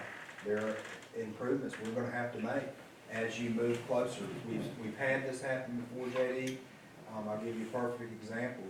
We've had improvements for commercial developments along Oakham that are new, that have additional fire requirements above and beyond what the original unit requires. And until those are satisfied for the expansion there, it ain't happening. So that's the same process we will take with the traffic impact. Okay, and there was several statements about how we need housing. We also have I believe it's a condominium project. Mr. Larry Sellers came and pitched that. That has been discussed. Permit was considered. We've had conversations with the applicant about an amended application based on some zoning changes recently. And the property on Coke Avenue, is that gonna be developed? We are waiting on DEQ to give us something to go off of so we can start site design. Okay. And the last question I had is how many floors on these apartments? 3. 3? Is there gonna be any kind of elevator system or anything of that nature? Okay, so anyone with handicap access would have to rent a first floor apartment. Thank you. Thank you, JD, as always. Okay, Susan? Thank you for letting me add my name on as I thought of several things. This is so important for us to have more rental housing in our town. And I worry about the school teachers, so, and I get it, that the price has gotta be what it's gotta be, but we've gotta pay our teachers more so they can live in a place like this. I am on your task force, Mayor, for the environment, so I'm abundantly aware of the opportunity we have being a resilient coastal community to make sure that Forebay is properly constructed. This is the Filberts Creek wetland does need more restoration, and this is an opportunity to do it right so that this greater hard service that we're going to have is accounted for.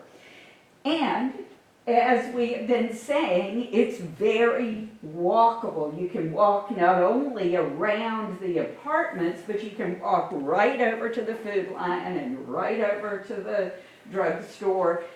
You cannot walk across Virginia Road easily. So this is, I hope y'all will push hard with DOT to please put some key crosswalks on Virginia Road. And I hope you'll remember our beautiful bike and pedestrian pathways plan, which could make it possible for residents in its apartments to tootle all the way down here to the waterfront on a beautiful bike pathway. So I think there are lots of good pieces that can come together. And finally, two things I want to mention about lighting.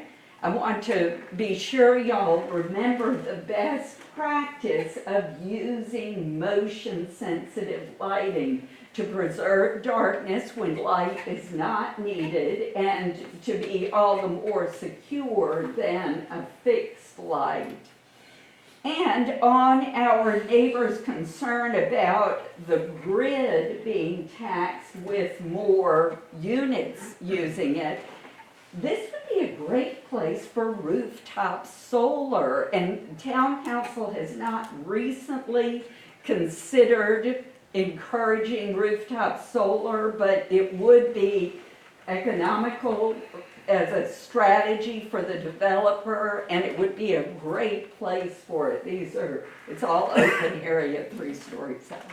It is called Beechwood because that was the name of the plantation that was there 200 years ago, because what was there, a beech forest. So when you get to planting your trees, consider beech.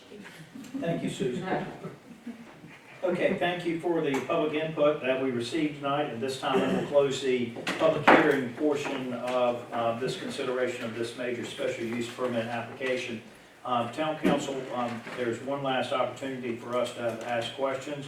I think we probably exhausted all of our questions. I'm not trying to censor any of y'all, but given the length of the hearing, does anybody else have anything else to say? Just one, the time frame would start after that meeting with all the department heads, or? So the permit would be issued and based on engineering plans and engineering site plans that are then submitted to pull building permits, that's what triggers the TRC. So they can wait 364 days to pull a permit with the county, and then we off to the races, or it can be day one. TRC does not meet until that? Yes. Okay. Yeah, one question. You said you have a manager on site. How long during the day would that manager be there during the week? Typically it's 5 days a week, and it's 9 to 5. But that manager on site live there? They could, but that's not necessarily typical, but it could definitely be an option. Is it possible that we could put also in there, I don't wanna wait 3 years I know it takes some time to get some of this stuff going. I don't wanna have to wait 3 years to get an update back from the developer. So I would like to put a condition, the same way we did with the hotel Edenton, that they at least come back or give a report back to us to say, look, this is where we are going from there. I don't know how the rest of you guys feel about that, but I would like to see that happen. Do you have a suggested time frame? After 1 year? Or just an annual update? Correct. I'm fine with that. When we get to that point, if someone is making a motion and there's a second to approve, if the movement is so inclined, you could simply state that approval based on the 12 conditions and the one condition be changed from 3-year review to 1-year annual review. We've had quite a bit of practice on these type of decisions in the last year or so, but just as a reminder, we have to go through 4 sub-questions, and if those questions are answered in the positive, then we move to the ultimate question as to whether you're going to approve this major special use permit application. And kind of in between that, again, if somebody makes a motion and that motion is to approve, you'll need to make sure, if it's your desire, that you include the conditions.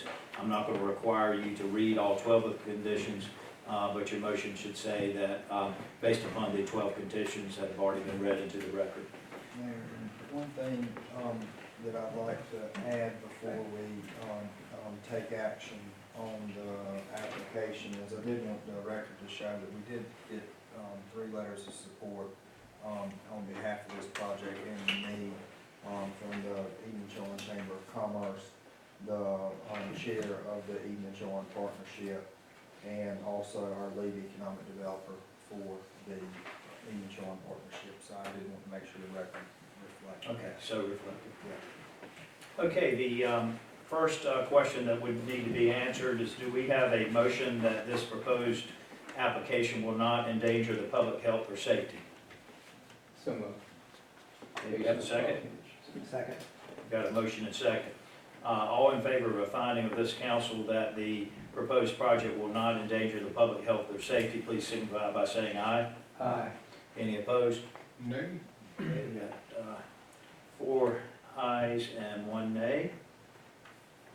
The next sub-question, I will consider a motion and a second that the proposed project will not injure the value of adjoining or abutting property. So moved. Second. Got a motion and a second. All in favor of this council making a finding that this project will not injure the value of adjoining or abutting property, please indicate by saying aye. Aye. Any opposed? Nay? Okay. 4 ayes and 1 nay. Next, I'll entertain a motion that this council make a finding that the proposed project will be in harmony with the area in which it is located. So moved. Second. Got a motion and second. All in favor of this council making a finding that this project will be in harmony with the area in which it's located, please signify by saying aye. Aye. Any opposed? Nay? Okay, we got 4 yeas and 1 nay. Next, I will entertain a motion that this project will be in conformity with the land use plan, thoroughfare plan, or other plan officially adopted by the town council. So moved. Second. Got a motion and a second. All in favor of this council making a finding that this project will be in conformity with the land use plan, thoroughfare plan, or other plan officially adopted by the town council, please signify by saying aye. Aye. And a nay? And a nay. Got 4. Okay. So with those 4 sub-questions being answered in the positive, we now move to the ultimate question, keeping in mind the movement. If you want conditions placed on this project, you'll need to include that in your motion. But I'll entertain a motion to approve this particular major special use permit application. May I make a motion that we approve the special use application with amending the 3-year term to 1-year update to the council. But including all the other. Correct. All the other 12 conditions. That have been previously read into the record. So we have a motion, and it does a motion that asks that it be approved with all 12 of the conditions, with the exception that condition number 7 be amended so that it's not a 3-year review period, but an annual review period each year. Do we have a second? Second. All in favor of granting this major special use permit application with those conditions that have previously been read into the record with the one amendment proposed by Councilman Costin, please signify by saying aye. Aye. And we got a nay. 4 ayes and 1 nay. So the major special use permit application is approved based on those conditions. Okay, next we move to our administrative committee, and that is chaired by Councilman Miller. Mayor, we have 2 items of business on the administrative committee. First being the College of Albemarle Lyman Ground School and letter of support. Mayor, our last council meeting held on September 22nd. Robin Zinmeister, Dean of the College of Albemarle Eden campus, shared an overview of her plans to introduce the Lyman Ground School coursework at the Eden campus. With that said, I make a motion to support COA's efforts in the development of the Lyman Ground School curriculum at the Eden campus. Okay, we've got a motion. Do we have a second? Okay, all in favor of us supporting and sending a letter of support on the COA ground school, please signify by saying aye. Aye. Any opposed? Okay. The second item There you go. is the vacant building ordinance. As a follow-up to Dwayne Wills' September 22nd presentation to the town council on gaining control over the many vacant houses and underutilized commercial properties in town. I make a motion to support the creation of the town vacant building ordinance. Second. Okay, we've got a motion and second. Any discussion on this one? I think we discussed it. Well, just one thing, I just wanted to make sure that we were able to review and make a staff recommendation for the final fee structure. Do you want me to go through that? Yeah, please do. Initial registration per building is $250. Annual renew for 1-year vacant, $300. Annual renewal for 2-year vacant, $500. Annual renewal for 3-year vacant, $750. Annual renewal for 4+ years vacant, $1,000 cap, which represents the annual until reoccupied or demolition. This is how the year is counted, measured from the registration date or vacancy determination, not the calendar year. So those will be the fee structure. And this recommended fee structure is based on our research of other towns and communities that have this sort of ordinance. Is that correct? Yes, sir. Is that highlighted anywhere? I'm trying to find it. That was basically an asterisk, and that was something that I wanted to make sure we understood today after finalizing what we did. Yes, motion in second. All right, all in favor of the vacant building ordinance and registration, please signify by saying aye. Aye. Any opposed? Okay, that Mayor, that's passes. it for administrative committee. Okay, thank you as always, Chairman Miller. Next, new business. This is an employee policy update to include a provision for background investigations.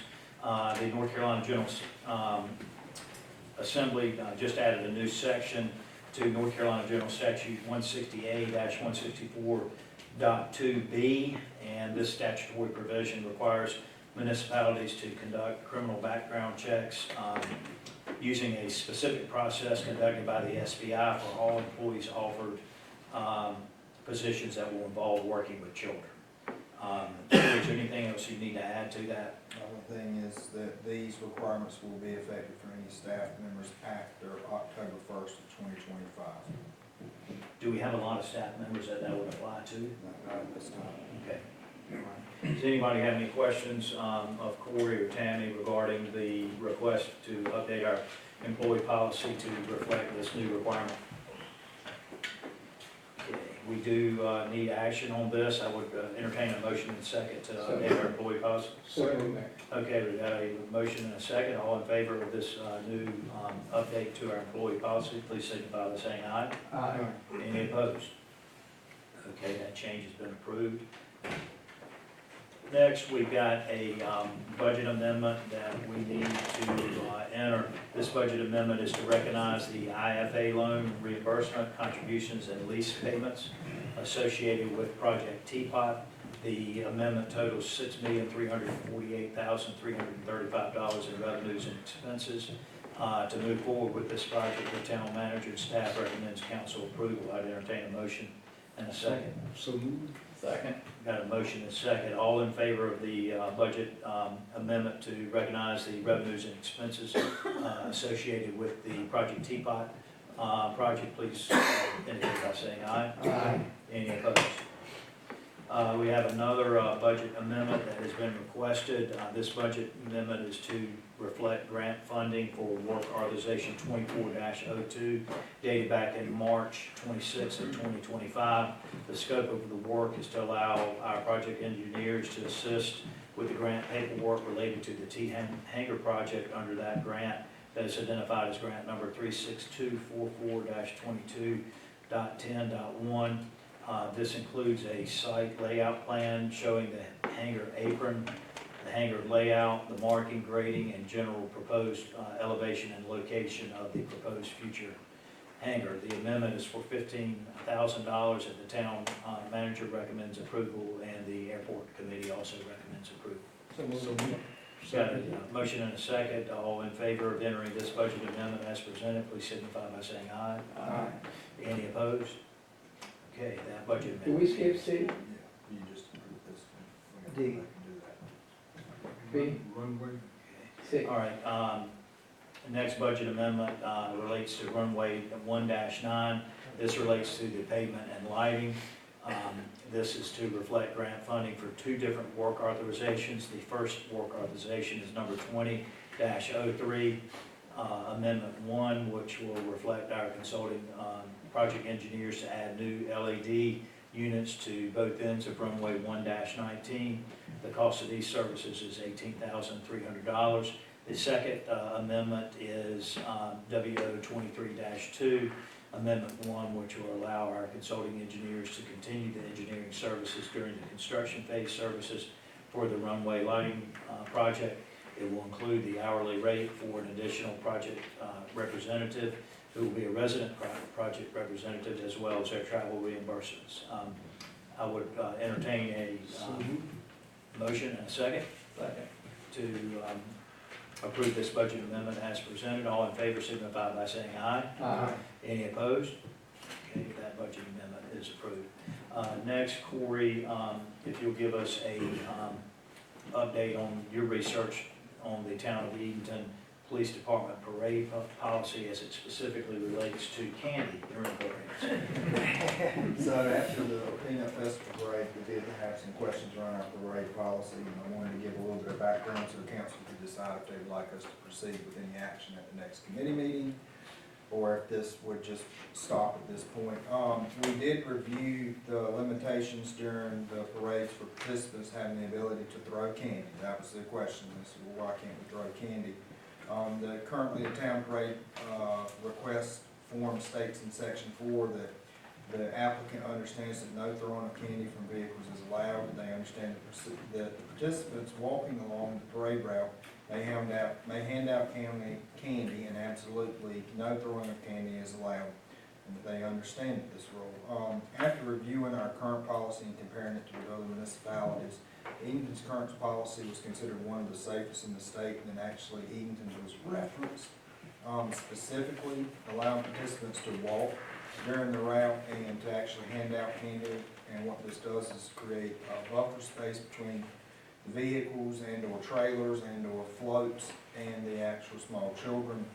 It was determined that this buffer allows for candy to be given out, and these children are kept away from these larger vehicles they may have seen.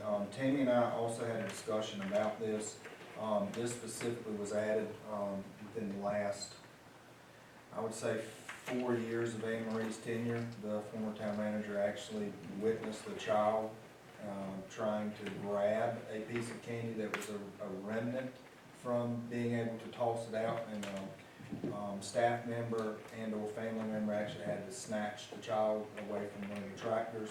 So this was immediately changed, and because of the creativity and her understanding of this safe space, Edenton actually has one of the best parade policies. So unless council decides to change the existing policy and consider some type of improvements for interacting with onlookers, my recommendation is that no action is required officially unless you ask that others type of improvements would be vetted for parade participants. Nothing would prevent us, because I know some of us have a concern about this, nothing would prevent us from some of us staying on the truck or the float and Councilman Costin handing out candy on this side, or Councilman Turner handing out candy on this side, and if we all wanted to get credit for handing out candy, we could then switch out. Sambo was willing to do it the whole time. Yeah. And that was actually recommended that the Edenton's allowing parade participants to walk along their reserve. So right now, they can Yeah. walk along and drop it, or they gotta hand it? They walk along and actually give it out to children. So they can't toss it though? I think that's what Five was doing behind us. Like they were handing out sunglasses. Hey, they threw a couple, but yeah, handing out sunglasses. Yeah, we turned around and saw them giving out candy, Yeah. we're like, hey, we want to give out candy. It looked bad. Are y'all okay to try it out, like the next time we all get together for a parade, try it out? Take turns, Yeah. I'm all for that. So And then we'll see how that works, and then bring it back. Sure. I think Bond and Miller should go first. They can go. Who assumed liability, like if something were to happen? Is it, That's a great legal question, depending on having this policy. If someone was in violation of that and it was in place like it is, then that gives us some safeguard. However, if we don't have the policy in place and something were to happen, and then that could transfer some liability to the town. so is there a waiver that we could draft to state that any parade participant will assume liability if they were to distribute candy and something were to transpire? I mean, I assume that, but the only one that's making the request is whoever's spearheading the parade, not each individual applicant. Like, we don't get this for all 70 people. Some of them show up just before and enter the parade. Yeah, Could we make that a stipulation? can I, well, so that most of your parades have an organizer, so the chamber does the Christmas. Right. We help the high school do this one, the Peanut Festival. And they're the point of contact with Tammy, and they're supposed to provide proof of insurance to Tammy. So the organizer holds insurance, liability insurance for the parade. Okay, that's right. And so whether it would be a pretty big admin burden to require waivers from each participant, because Mr. Turner's right. They do, they We show had up. 65 sign up, Yeah. probably ended up with 100. Yeah. They They show up should in, pay for that though, to be part of the parade. Not some of them. not always. I helped with the chamber one for 8 years, and I was the one lining them up, and then Susan would say, or Wing would say, hey, we got 7 more that just showed up. Yeah. It happens just beforehand. I thought you had to pay them. Not all, just certain categories. Sometimes. Oh, okay. Yeah. I personally would love to be able to throw out Oh, candy. yeah. I understand Yeah. the concern, I mean, it's the disappearing diving boards from swimming pools, is what we're Right. dealing with. I'd be willing to see how it went passing it out. I understand. That's a more personal touch, Patrick. Well, I understand the risk involved in insurance and, hey, we got recognized as Need the some nostalgia safest. of it, like, when I would go to a parade, you're like, I got candy thrown at me. And the kids are out there holding their hands, you know, Yeah. can't wait to get catching. I guess that'd be It okay. was piloted. Trying it at the next Christmas time. parade. I don't know, that's my thought. So let me make sure from an administrative standpoint, that I understand, no actions being taken on the existing policy. The council would consider an alternative to distributing candy. In the meantime, would you look at some other town policies to see what they have in place to distribute the I candy? think we got the best policy. We can. We got the strictest It's- policy. Yeah. We call it the best policy. The strictest policy. But, so let's do this. How would you feel if a child got hit or ran over by a vehicle that was strapped with candy. Well, I think I I would feel would bad. probably reference this date in this meeting, and advise against it. I hate to, you know, be the negative one, but Rain on the parade. there's a reason why she said that. Yeah. Well, that's why, let's see how it works, just handing it out, and we can all fight over who gets to Truck's walk gotta on be a either little side of lower the float. though. What's that? The truck would have to be a little lower to handle this stuff out. Oh, you'd have to walk beside. Yeah, you'd have to walk, Okay. yeah, you'd have to walk beside. We'll throw it Okay, Make sure you have the ladder. we next move to the town manager's report. Do your speed reading. We're doing. So on the September 9th meeting, there were a total of 6 public comments. John Grant asked about the major special use permit amendment to the Hotel Hinton Mayor High. Explained 2 items, one being the applicant's quarterly update for the local hotel, local Hinton representative that would happen first, and which did honor the original permit conditions, and second, that later a minor amendment to the major special use would be considered because of the interior footprint change, which increased the room count, which required additional construction times to be extended to 1 year. Cynthia Herlong, Friends of the State Historic Site, Ms. Herlong advised the council and the general public on the organizational efforts and mission of the local clock dedication event that happened on September 18th, 2025 at the 1767 courthouse. The event was a great success, and I want to thank Ms. Herlong and all the participants for being made this possible. Larry Sellers voiced his support of the town manager's contract amendment. I wanted to say thank you for the kind words. Edenton is home for me, and council heard you loud and clear on a successful vote on the amendment to my employment contract. Karen Foley voiced local support to the town manager and Main Street Director for the LGC review and approval for Project Teapot. Again, thank you for these kind words. The team here in Edenton has worked very hard on this project, and on September 9th, we did receive official approval for the lease and IFC. Since this time, we have closed on the IFA items, the initial leases, and ownership of the 211 North Broad Street property. We expect construction on the building to begin very shortly. Currently, the GC is performing asbestos reviews of the building to determine if any remediation is required. We are planning to do a marketing campaign on the timelines once we have finalized these discussions with both general contractors for the parking in the building. Resident Joe Walk explained recent travels and his experience amongst very small towns within the United States and how he witnessed many dying communities. And he also expressed support of the town manager's contract amendment. Again, thank you for all the kind words. Edenton is home for me, and council heard you loud and clear on the successful vote for my employment contract. Finally, Wayne Caskey shared a part 1 reading of an excerpt. Mr. Caskey, thank you for sharing this information with the council and the general public, and thank you for speaking tonight. When we look at items considered timely and important, Mayor High thanked the public for allowing him to be Edenton's mayor. The mayor, council, staff, residents, visitors, and local partners do an amazing job of working together no matter which way you look from. This community gets it. Thank you, Mayor, for leading that charge. Councilman Turner shared with the public the amount of thought and consideration that is taken when council determines action items, and how supportive the mayor has been for this group. Again, Edenton has the most dedicated group of working to continually improve, and without a strong mayor and council, this would not happen. These decisions are not taken lightly. Thank you, Councilman Turner. Councilman Sellers referenced in a section of broken playground equipment at Colonial Park and spoke on bathroom access before park attendants are there. First, thank you, Councilman Sellers, for noticing the efforts from the staff to minimize the impact to our community. Our employees act this way more often than not, so these thanks resonate once they are received, and we are proud of these efforts from our employees, which does occur daily. Tammy and I are working on the town security system with the town security system vendor to determine what options we have for remote or timed entry over the restroom doors at Colonial Park. We hope to have an update soon. We are mindful of the early risers that may need that in the near future, so we hope to find a good alternative. Councilman Miller thanked the electric department for trimming that has happened on Granville and asked PD if there were any improvements on vehicle noise nuisances. The electric department did do a great job in this area, and we have also been working in other locations townwide.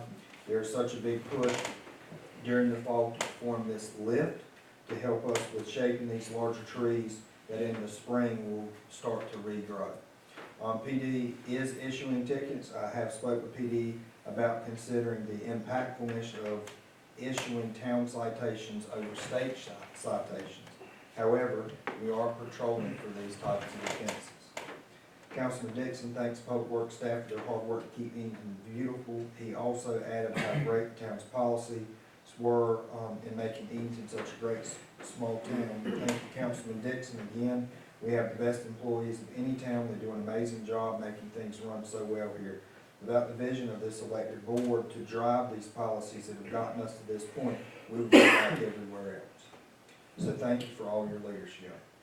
Councilman Costin thanked the town and its local partners for a very successful event at the Back to School Bash. I agree, all in attendance made this event one of the largest I've seen in many years. The turnout of vendors and families was wonderful, and the town staff who helped lead this effort. Thank you, Chief. Thank you for making this a priority for our residents. Mayor, that's all I have, and probably the fastest I've read that in 4 years. And I will be short on items considered timely and important. Just like to remind our citizens that early voting starts Thursday and carries through November 1st. And encourage each and every one of you that's eligible to vote to please do so. Any other items? Yeah, I'm gonna run through it really quickly, because I committed to some people up there. First off, to the electric department, and Jessica Combs with the town, I appreciate you guys so much for Public Power Week and the event on Friday. I attended, and it was well received by the public, so definitely give them their shout outs for that. Peanut Festival with Chess and everybody, police department, thank you guys. Lighting at Morgan Park, I know we did some park improvements, but it is very, very, very dark. My niece actually had her 6th birthday party there, and of course it gets dark a little early now, but it was really dark. A lot of kids are actually playing basketball, neighborhood kids are playing basketball in the dark. There is one light by the court, but it's blown, so if we can get that looked at and maybe add some additional light poles, that'd be great. That's it for me. Yeah. Corey, complaint. Is there any way we can flush out water lines on Oakham and Freemason Street? Because the reason for asking, someone had a hot water heater that they had only had for 2 years and it stopped working. Plumber came in and said that he had seen them before, that it was clogged up from the town water. Said, so I'm asking, because I had a couple of people that asked me, was town gonna pay for hot water heaters? I said, yeah, every time you pay your light bill, they can for me. Yes, sir. So I have spoken with folks at the water department. We had been out and did grab samples on most of the dead ends. We are looking at adding auto flushers and or looping those lines with smaller lines. And what we have found is that we did have a handful of dead end lines that needed to have regular maintenance. That's in a low density area, a long run, and just like what we've done with Paradise Run, we're going to be making some improvements to flush those areas. I've spoken with one of the homeowners about that, and we're trying to figure out what we can do to help with some of the replacement costs. How many dead end lines do we have approximately? The main sections that we have right now that are not looped are within the Hicks, Peterson, and Freemason section between Oakham at Park and Oakham at Freemason. So we have about 3 sections that need to be either flushed or connected. And so we're going to work on that. Much like we do with our streets, and maybe we could discuss at our January retreat some sort of long-term plan to try to get all those looped, so it wouldn't be an ongoing problem. Yes, yes. And because of the residential nature, a smaller section of looping those lines is very feasible. from From the financial. town, yeah. Okay. Craig? Mayor, there's a few citizens that are concerned about the lack of work activity at the Hinton Hotel. Is there anything going on there? I was gonna ask Dawson when he already left. I know. We'll follow up. They had an update in September. Yeah. Was that the last meeting? Yeah, I don't know if the September National Park Service has, last I heard, they had the revised plans, and I can double check to see if they had any update on the revised 9th. plans. And we can check, I think, once they got the blessing from PNC on what was changed, the next step was be going back to their mechanical drawings for C and D. Okay, And we can circle back very soon and let you guys know something. appreciate it. Patrick? Would like to thank everybody involved with the Peanut Festival, but for the tossing of candy, that was the Peanut Festival of my childhood, and it was spectacular. Susan brought this up earlier, and we've talked about it before, but where are we with DOT on crosswalks across Broad? You know, one down at the high school, and maybe another one around Gale Street area, or we need more crosswalks. Yes. And so I'd like to just remind. I am waiting any day for equipment to be installed anywhere along Virginia Road for where there are stoplights. There's one on Clare Drive, there's one on Loop Street, there's one at Granville, and there is one at Virginia Road and Broad. We were given 100% confidence that those were being installed at those intersections to begin with. All the additional locations we have been shared, and that's where they'll decide what are we okay with as far as notifications north-south of an upcoming crosswalk for pedestrians, because you know there's some signage that would need to be considered. They're open to it. We're gonna have to identify which locations we're good with, that additional signage is added to say, hey, there's a crosswalk, we're ready to put it in. Here's the signage that's gonna happen X number of feet north and south of that location. Do we have to get back with them, do we have to take the initiative, or are they gonna? We've shared them the intersections. Yeah. And I guess for us, we need to decide if we want to do a letter of support with the additional signage, because it's gonna come. You're gonna see signage east to west at every stoplight location with the new button or automated system is in. So It's an actual crosswalk and the buttons and the little man. And that's where DOT Change wants the to water start. stop. We need it for, like, the steamers, it was a nightmare with all the parking. Yeah. No one could get across there, Yeah. so we got to do something.